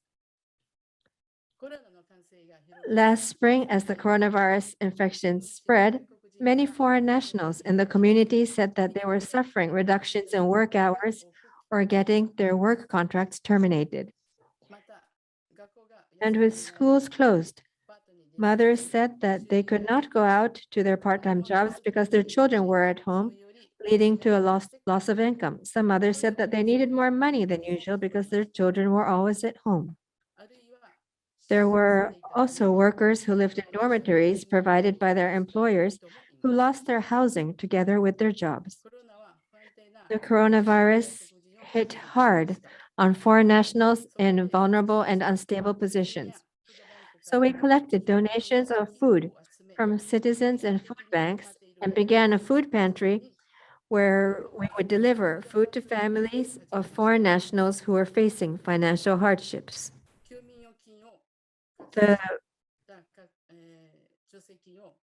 The Brazilian Consulate General also gave us their full support, and we also received subsidies from local authorities.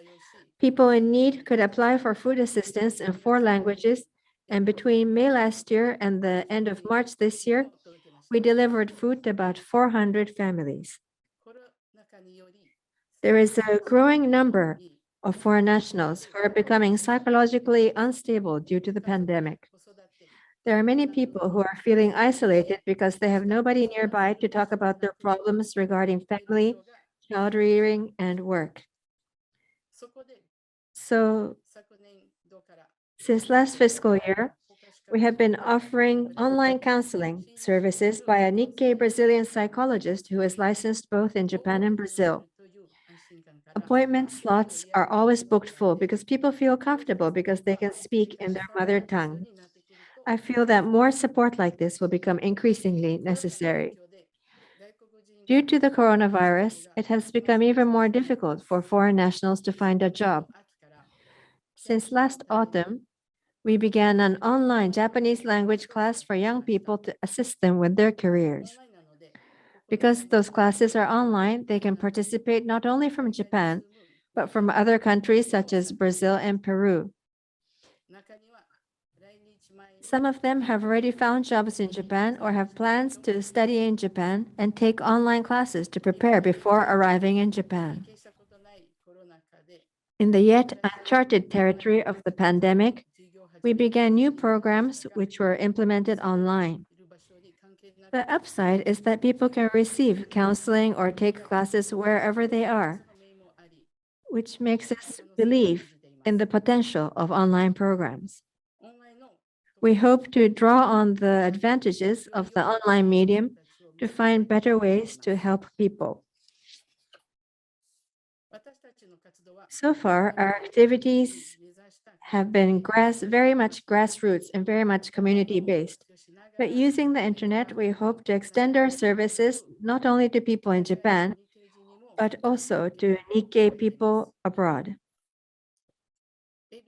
ABC Japan was chosen this year as JICA Yokohama's grassroots technical cooperation project, and we will assist the Nikkei community in Brazil in a program to assist career enhancement of Nikkei in Brazil. Also, next month, we will be receiving, also online, young people from São Paulo as trainees. We will continue with our activities in the hopes that children will have a wider range of options when planning their futures, and that foreign nationals can live under stable conditions in Japan with a sense of fulfillment, and that people can transcend the demarcation between Japanese and non-Japanese and build relationships that are equal. Those of you who are thinking about coming to live in Japan, please check out the social network outputs of ABC Japan. We try to keep our information constantly updated. Thank you very much for your attention. Thank you very much, Ms. Afuso. As we've heard in the report, you are carrying out multiple activities all at the same time, and I believe we were all impressed with your presentation. So children's education and a support for children attending school, but also supporting the independence of more older residents. And Brazil, and not just people from Brazil or South America.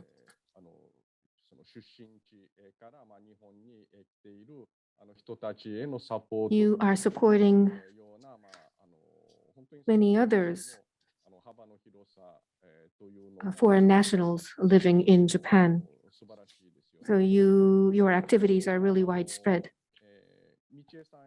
And we will be taking questions for Michie-san later. So now let's move on to the second panelist. So the next panelist, thank you, Afuso-san, and second presenter is Professor Asakura, who will be touching upon the aging issue. So Professor Asakura, please. Thank you very much for the introduction. I am Mia Asakura from Kinjo Gakuin University.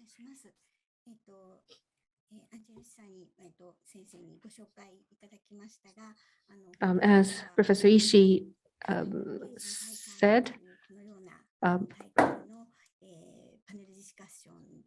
or rather, I am really honored to be taking part in this convention of Nikkei and Japanese abroad.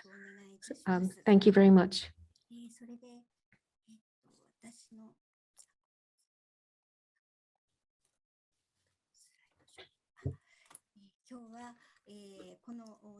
And today, on this theme, problems and challenges of Nikkei communities in Japan, I will be focusing on the challenge of the elderly population.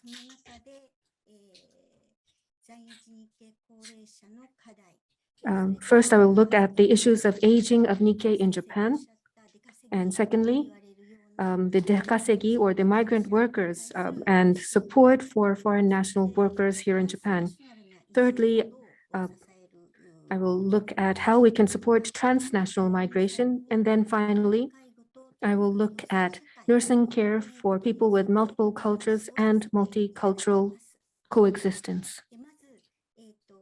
First, nationwide, we see that the number of foreign nationals and people with foreign roots are on the increase. I live in Aichi Prefecture, but the prefecture has the second largest foreign national population. That may be because the key industry in the prefecture is manufacturing.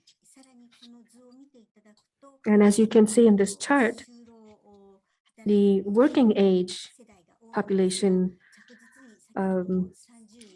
has the largest portion, but well, we heard about 30 years of migration from 1990s. So we do see the elderly population also growing. And especially the aging of the Brazilian Nikkei in Japan is accelerating.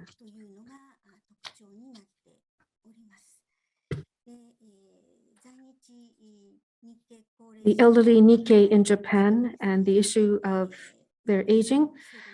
First of all, we have the system barrier, which is the issue of pension, medical care, and nursing care, and discrimination, the mental barriers, and also communication and information gap, the language barrier issue. This year, Aichi Prefecture carried out a survey of consultation centers. The question was, what problems did they face when they tried to serve elderly people of foreign nationality? 80% said that yes, they had problems, and number one, the language was one issue, and also a problem was that there are almost no nursing care services or care managers that can deal with foreign nationals. So those issues of foreign nationals or the Nikkei population here in Japan. And this is linked to what we've heard from the first presenter, but in 1990, many Nikkei people came to Japan to work. But then after that, in 2008, the world financial crisis occurred. And here in Japan, the first ones that were laid off were the foreign nationals, which meant that many Peruvian or Brazilian Nikkei people who were working in Japan had their contracts discontinued.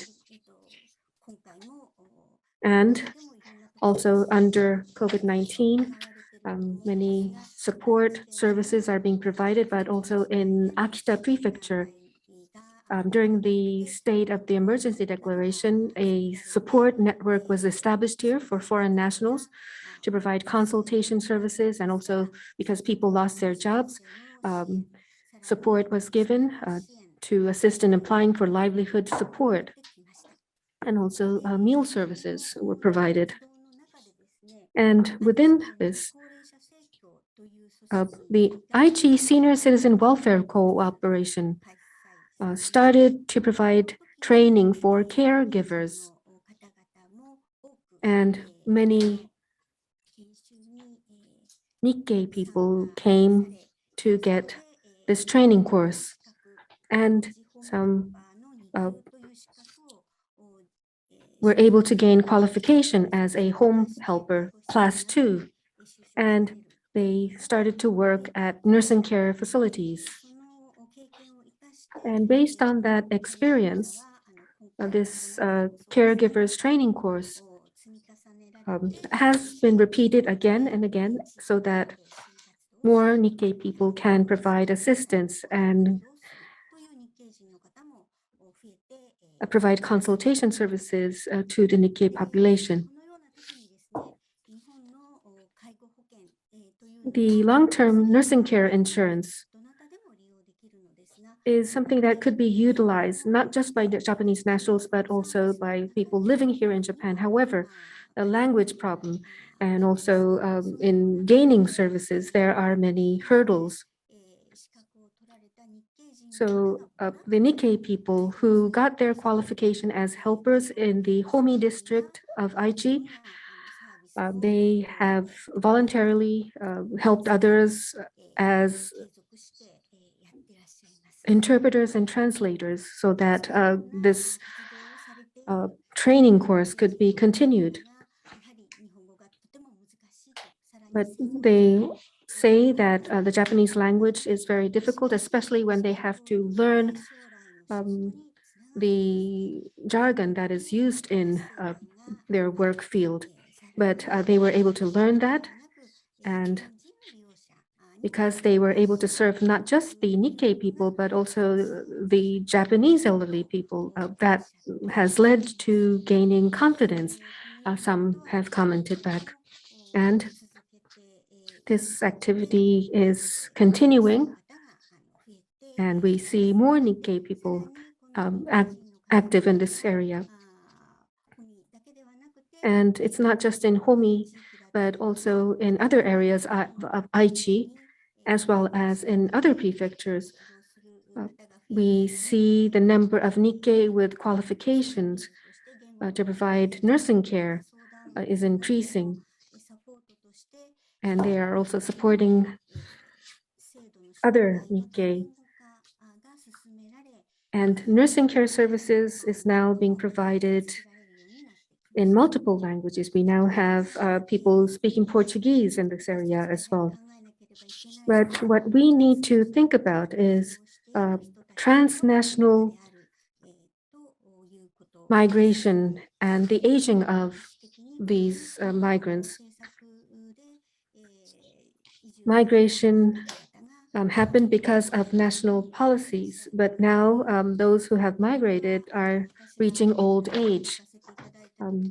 When I visited Brazil, I went to an elderly facility in Santos, but in the day service sector here, the lyrics of the song Furusato or Hometown was written, and I had to wonder what people were thinking as they sang the song. And this is Ikoi no Ie in Sao Paulo.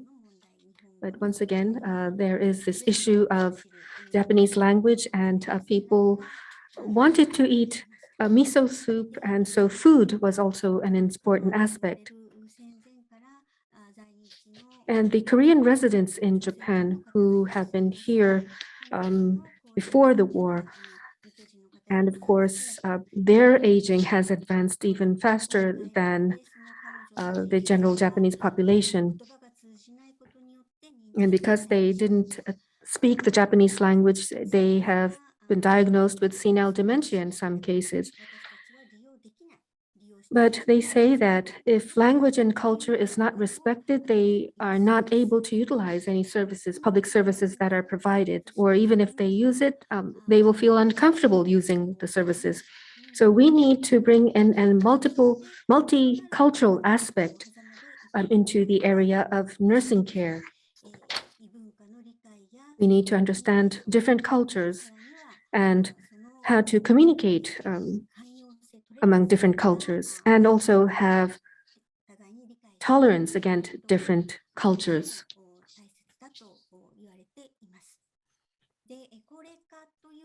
So aging is a global issue, but in 1999, we had the International Year of Older Persons. Towards a society for all ages was the theme of that year. And the then UN Secretary General Kofi Annan said, in Africa, it is said that when an old man dies, a library disappears. This reminds us of the vital role older persons play as intermediaries between the past, present, and the future, of the veritable lifeline they provide in society. These were the words of Kofi Annan. And I believe the same could be said for the Nikkei community.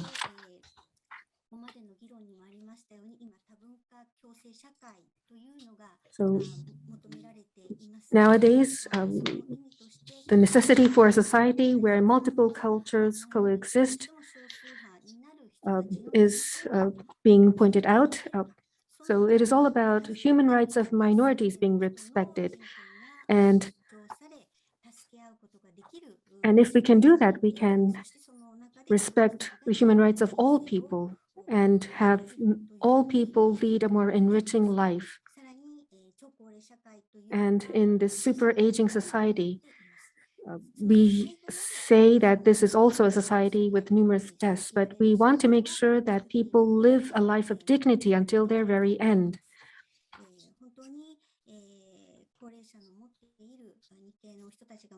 The culture and wisdom and experience of the elderly people, including the Nikkei elderly people, has to be handed down to the next generation.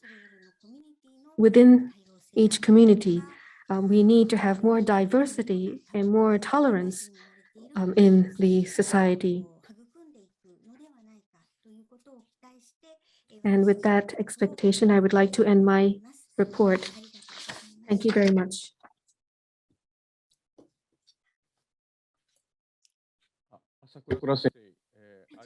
Professor Asakura, thank you very much for that.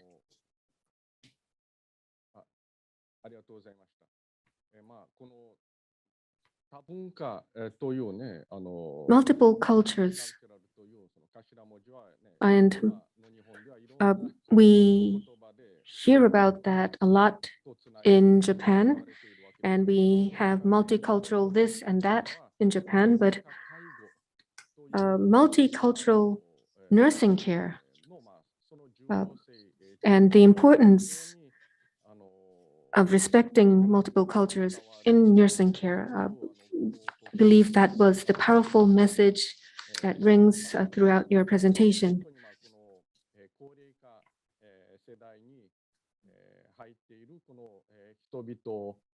The Nikkei population is aging. It's not just the language barrier that they face. It's not that simple. There are many other issues and challenges. And your presentation gave us some food for thought. Thank you very much. Now, the third panelist, Mr. Kawasaki. So please. Greetings to everyone.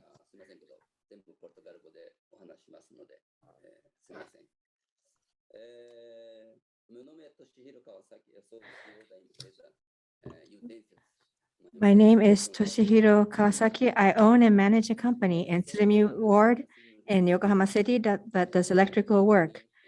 I am a Nikkei Nisei born in the state of Rio Grande do Sul in Brazil.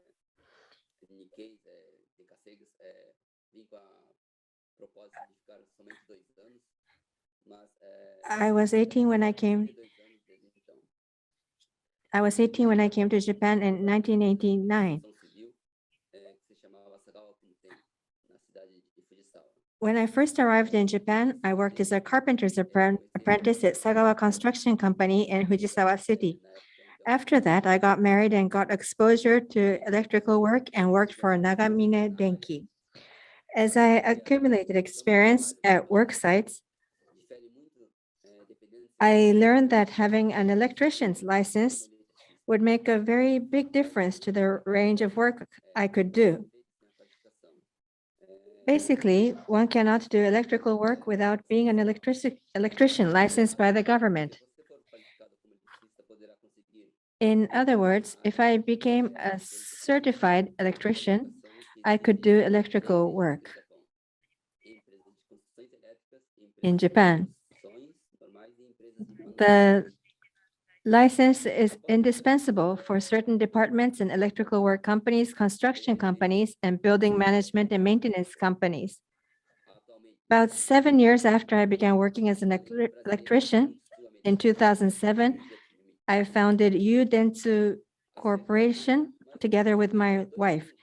Now I have employees from Latin America and Vietnam. And in Tsurumi, there are probably about 2,000 South American electricians. And there are about 50 electrical work companies owned by South Americans.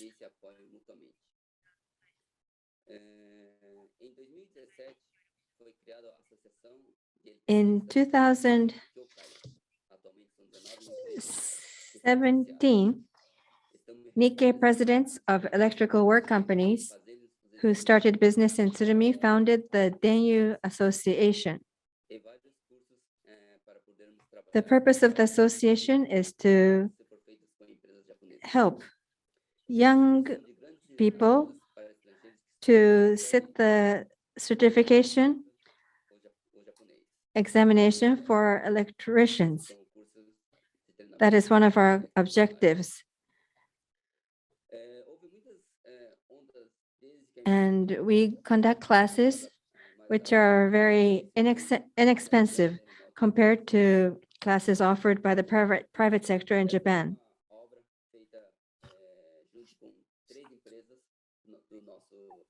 And one of our greatest hardships came right after the Great East Japan earthquake in 2011.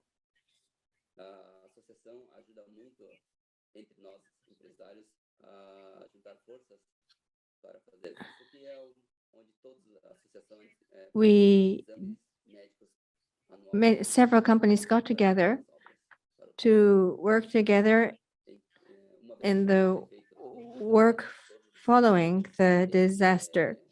And we are obligated to give medical examinations to employees once a year, so we, of course, abide by that. And this is a photograph of us participating in the local trash cleaning campaign.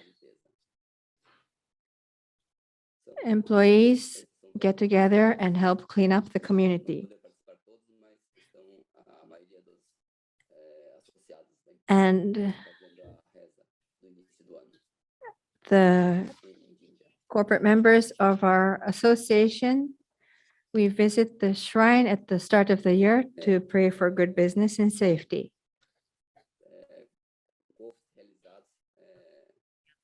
This is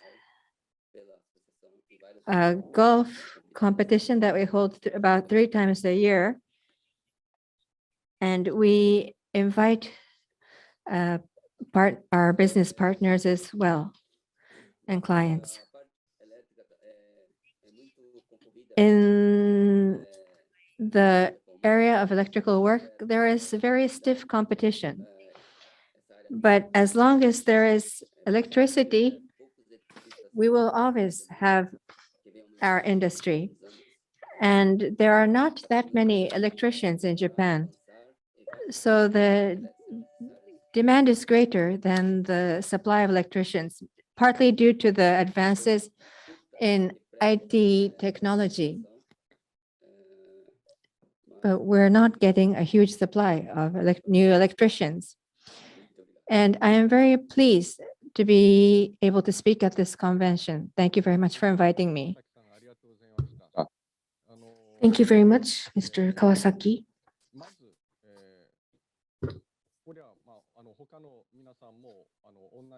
I believe this is the same for the others, but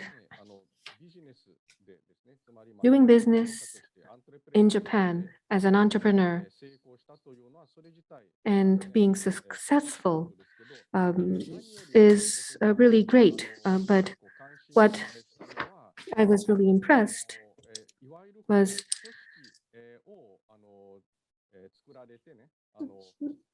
that you'd created an organization and you succeeded in that.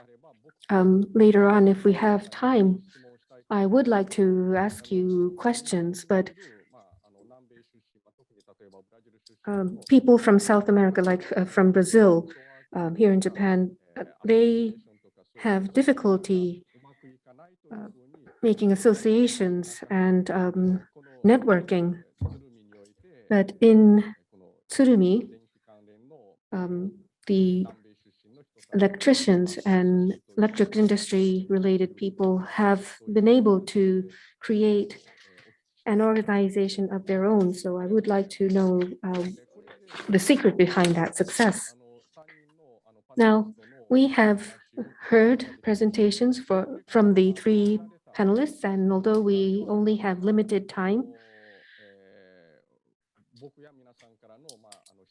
we would like to have a Q&A session with the panelists.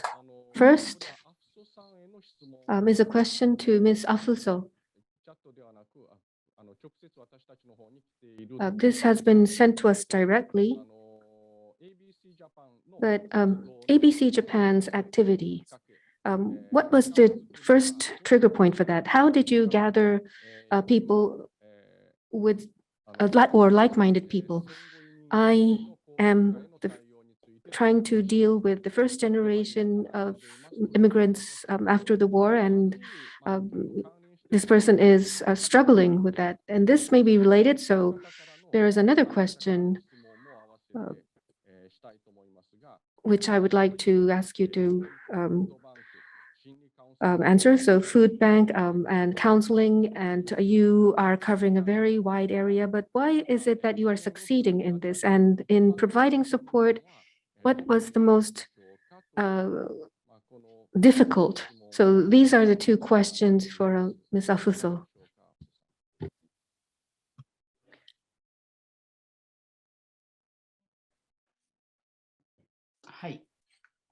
Thank you. 仲間作りは、How I found people to work with, I think that was in the first part of the question. We are like-minded people who got together and we began our activities. I couldn't really understand the question, but the question was, the first question was that other people are too preoccupied with their own work and their own lives, and they don't have enough time to support others in the community. It is difficult for them to do that. But you, Michie, and your friends started such activities to help others. What inspired you and what led you to such activities? And how did you manage to get together a group of people who would participate in that activity?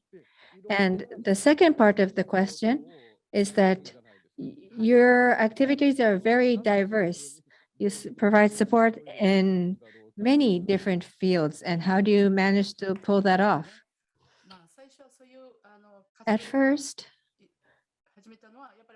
when I started these activities, is because when I first came to Japan, I had a hard time. I didn't speak much Japanese, and then I became a mother, and I really struggled in educating my children. So I had many sad memories about that time. So there was a lot I wanted to do for other people. And then friends joined me in my activities. And of course, that's not enough. So we turned to subsidies and sources of financial assistance. And there we have many volunteers who help us. And that is how we manage to keep our activities going. Thank you.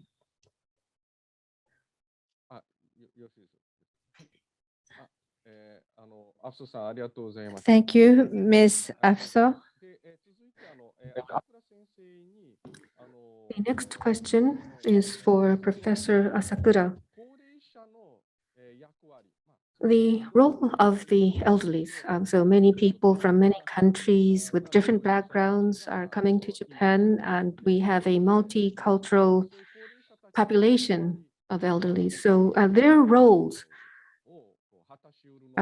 what could be the roles of these elderly people?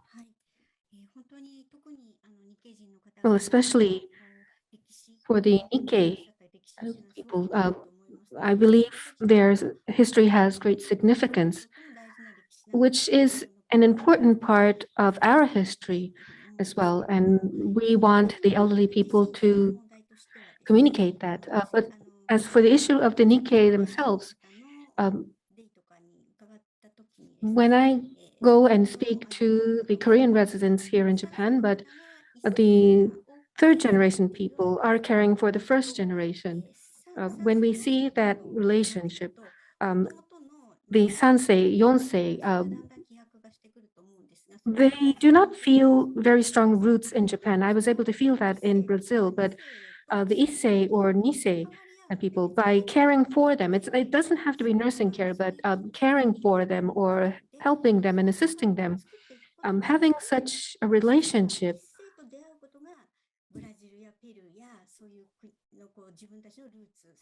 will help the younger generation become aware of their roots in Brazil and Peru, and also their roots that lead to Japan by listening to the Issei people. So yes, the Nikkei people have been struggling through history, but learning about that history will help people feel their roots wherever they are.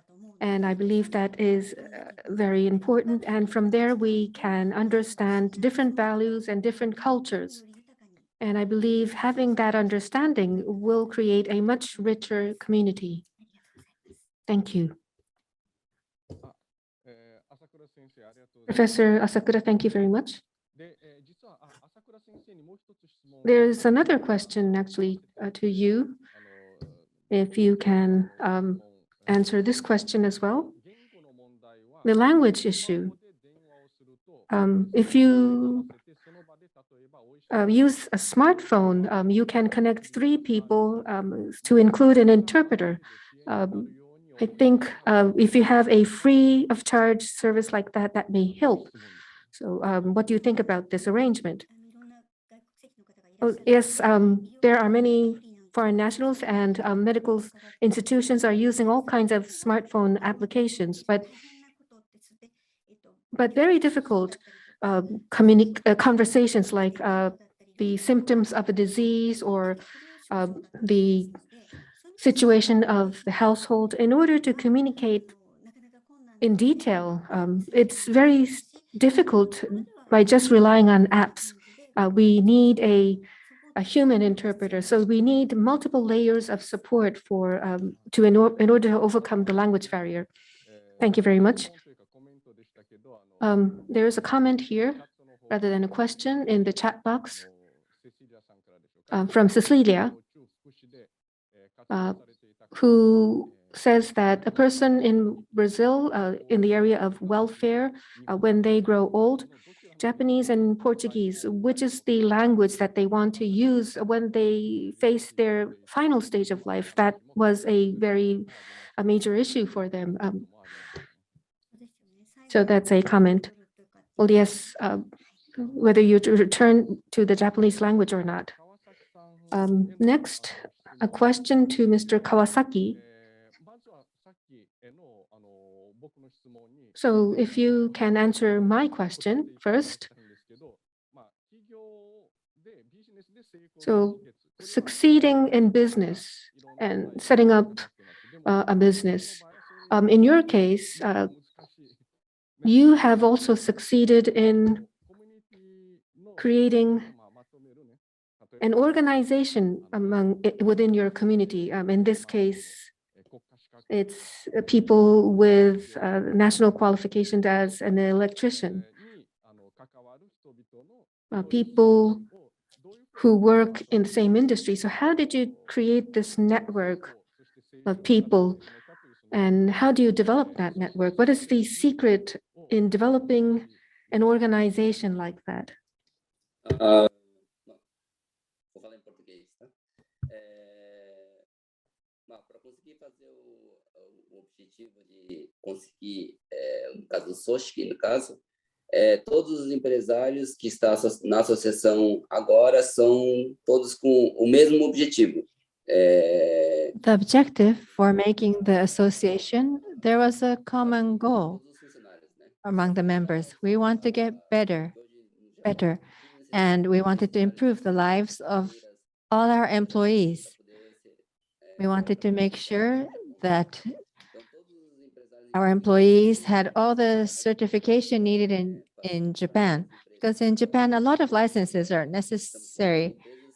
And the owners of the electrical work companies, the Nikkei owners of electrical companies, they all felt the same needs. They wanted to make their companies better, and an association made sense to them. For example, in the case of my company,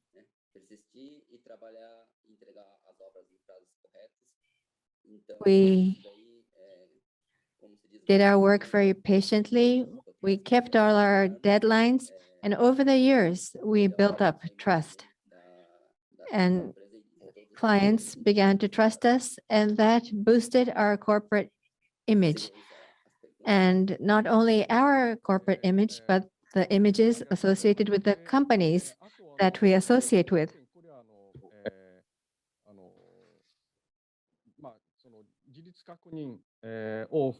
So I would like to continue on this, but according to what I've read somewhere, the Tokyo Olympic and Paralympic Games was held successfully this year. But in the main venue and the venue for the opening and closing ceremony, the National Stadium, the electrical work there, I believe your company was among the workers who worked on the electrical wirings there. Is that correct? Yes. Yes, it's not just my company, but many members of the association was involved in that construction work. We had a lot of work and many companies were called in to work at the actual construction site. And we were also involved in that. That's really true. So thank you very much. I think that's really great. Yes, we were grateful for that.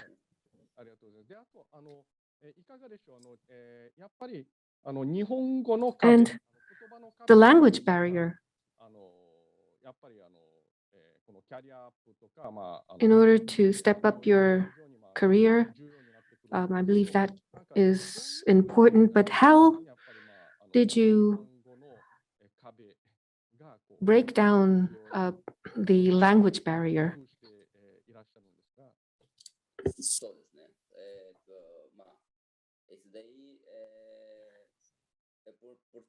Well, there are difficulties with the Japanese language. Many of our employees cannot speak Japanese. That is one of the reasons why we set up the association. If they cannot read or write Japanese, and if they still don't have any skills, if they are to sit the electrician's licensing exam, they need to acquire knowledge, skills, as well as the language. And that's a lot of difficulty. When we first arrived in Japan, that is what we struggled with. And we need help to overcome these challenges. And our association, the Dei Association, was organized and formed so that members of the Nikkei, South American Nikkei community can overcome these difficulties together. Thank you very much, Mr. Kawasaki. And actually, we only have maybe 2 or 3 minutes left before we close our panel. But once again, Ms. Afuso, may we have one message from you? If there is anything that you left out from your presentation or your answers. You are so involved in the Brazilian community in Japan. Wherever there's an event, there is Michie Afso. In the March 11th, in the wake of the March 11th Great East Japan earthquake, you organized a Brazilian residents volunteer troop. And I think you have a lot of thoughts about various issues. How can communities engage in various activities, not only in times of crisis, but in normal times? How can people residing in Japan get along in the community as a group and as individuals? If you have any final messages.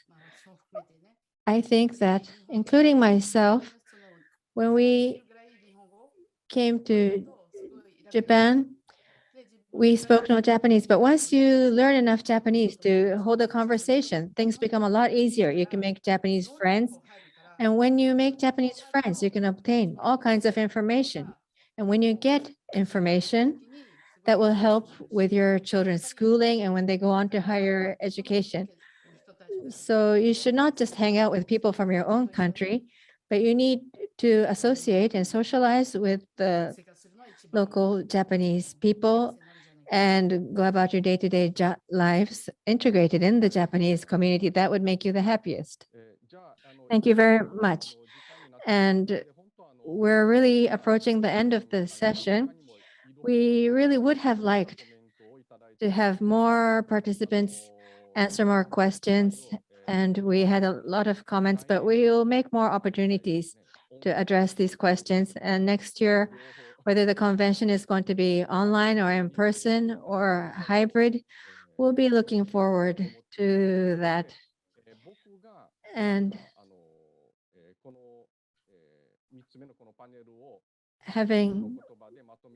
if I am, rather than me wrap up this final third session, I would like to quote someone else from in the chat box. We have a message from Eliza. That was a very good comment. And I think her comments say it all. So this will be a good comment to end with. I will read it. Thank you very much to the three panelists for their informative talks. You have all been working hard with very positive attitudes. And regarding the aging of the Nikkei, or the South Americans in Japan, we hope that they will be able to live old age with dignity. And that was the comment. And today our time was very limited, but we, as residents of Japan for more than 3 decades, people who have lived and worked in Japan for 30 years, we are seeing the expansion in the age groups that we cover and the history that they have developed, personal histories they have developed in Japan. People who came to Japan when they were in their 20s are now approaching their 60s. And over 3 decades or more, they will be entering their senior years. And on the other hand, there are people who raised families while staying in Japan for a long time, who had children, and the children, they will need to decide what sort of future they choose in Japan. It is not just a personal choice. And the theme of this panel discussion was the challenges and problems of the Nikkei communities in Japan. And that brings us to the problem of, is there actually a Nikkei community in Japan? That will be a subject that we should discuss next year and thereafter. We have people from Brazil, Peru, and Argentina living in Japan, the Zainichi South Americans, the long-time residents of Japan from South America. That's a broad grouping. But what sort of community should they strive to develop as we move forward? That will continue to be a subject that we should think about together. Thank you to our three panelists for your wonderful and inspiring talks. And to all our participants, we thank you for your very good questions and comments. Thank you. Professor Ishii and panelists, thank you very much. Finally, our president, Katsuyuki Tanaka, would like to make closing remarks. I am the president of the Association of Nikkei and Japanese Abroad. I am Tanaka, and thank you very much for attending this second day. The 61st convention of Nikkei and Japanese Abroad, which started yesterday and continued on to today. Once again, I'd like to thank the many participants. The way you participated yesterday and today, as you, I think many have been here for the 2 days. Some may have just seen parts of the convention, but in any case, I am really grateful that you were able to come and take part in this convention. At the same time, from yesterday, we have had many speakers. We had Mr. Alberto Matsumoto as the keynote speaker, and today we have covered many themes. We have had the moderators, the coordinators, the panelists, and the commentators. And I'd like to thank them all. So this was the 61st convention, which was carried out in 4 languages, and many people from around the world actually took part. We were worried about whether or not this would work, but it seems that things went rather well, and I am quite relieved that this turned out to be a success. The Nikkei community and the future. From the discussions and the presentations, what is the direction that the Nikkei communities should head towards? I believe you were able to feel that and understand that a little bit. During the 2 days convention, I had 2 thoughts. One was, from now on, we have to go beyond borders and regions to have more collaboration among the Nikkei communities. With digitalization. And this time, maybe we should call it online development. We see connections like these happening in many places, and also the youth cooperation to the Nikkei organizations. We see this also developing in many areas around the world. So the future of Nikkei communities, we have to go across borders and across regions so that the Nikkei communities around the world could come together and collaborate. The past conventions often talked about collaboration and cooperation, and that this was the way forward. But in reality, it was very difficult to realize. We thought that the path was still far away, but 3 years ago, when we had our convention in Hawaii,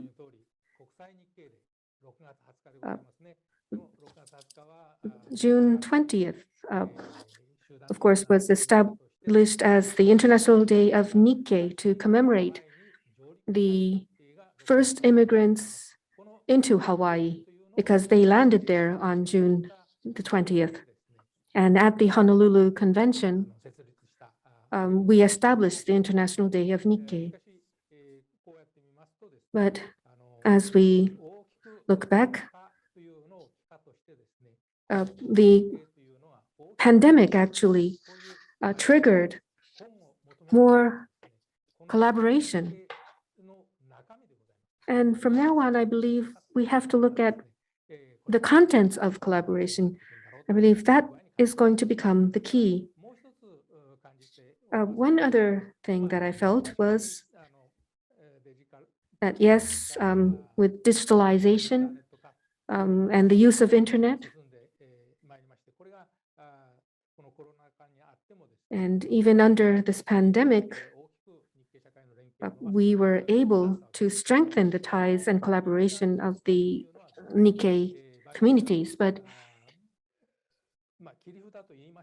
the internet was the key here, but of course it is not a magic wand that solves all problems. And that was another thing that I felt. For example, Mr. Kusakano from the Japanese Language Center in Brazil said that although he does understand the benefit of digitalization in the Japanese language education area, he said that when it comes to Japanese language education, you have to have direct personal interaction. It seems he has a very strong feeling about that. And Mr. Kusakano said that having online classes will allow you to gain students across borders from faraway countries and provinces. And yes, but however, if you just provide online classes, in the end, you will end up in a competition fighting over students from around the world. And the teachers who have been focusing on the local area to teach their students, and he didn't say this out loud, but he also probably thought that capital strength may be the determining factor of the winners in such a competition. I believe that is what he was trying to communicate through his presentation. So it is not a magical wand. We might have to think of the negative aspects as well. And as we've discussed today, the Nikkei in Japan and the issues that they face. For example, the education of children and the aging of the Nikkei population and living together within the Japanese community.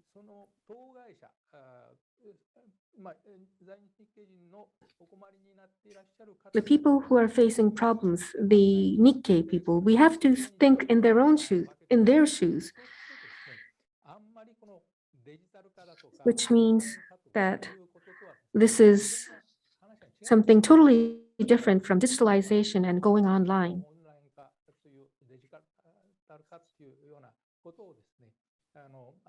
So, although we should think of utilizing the digital technologies, but this is one problem that cannot be solved with that. So going online was the key for the success of this convention, but it is not a panacea and it is not a magic wand.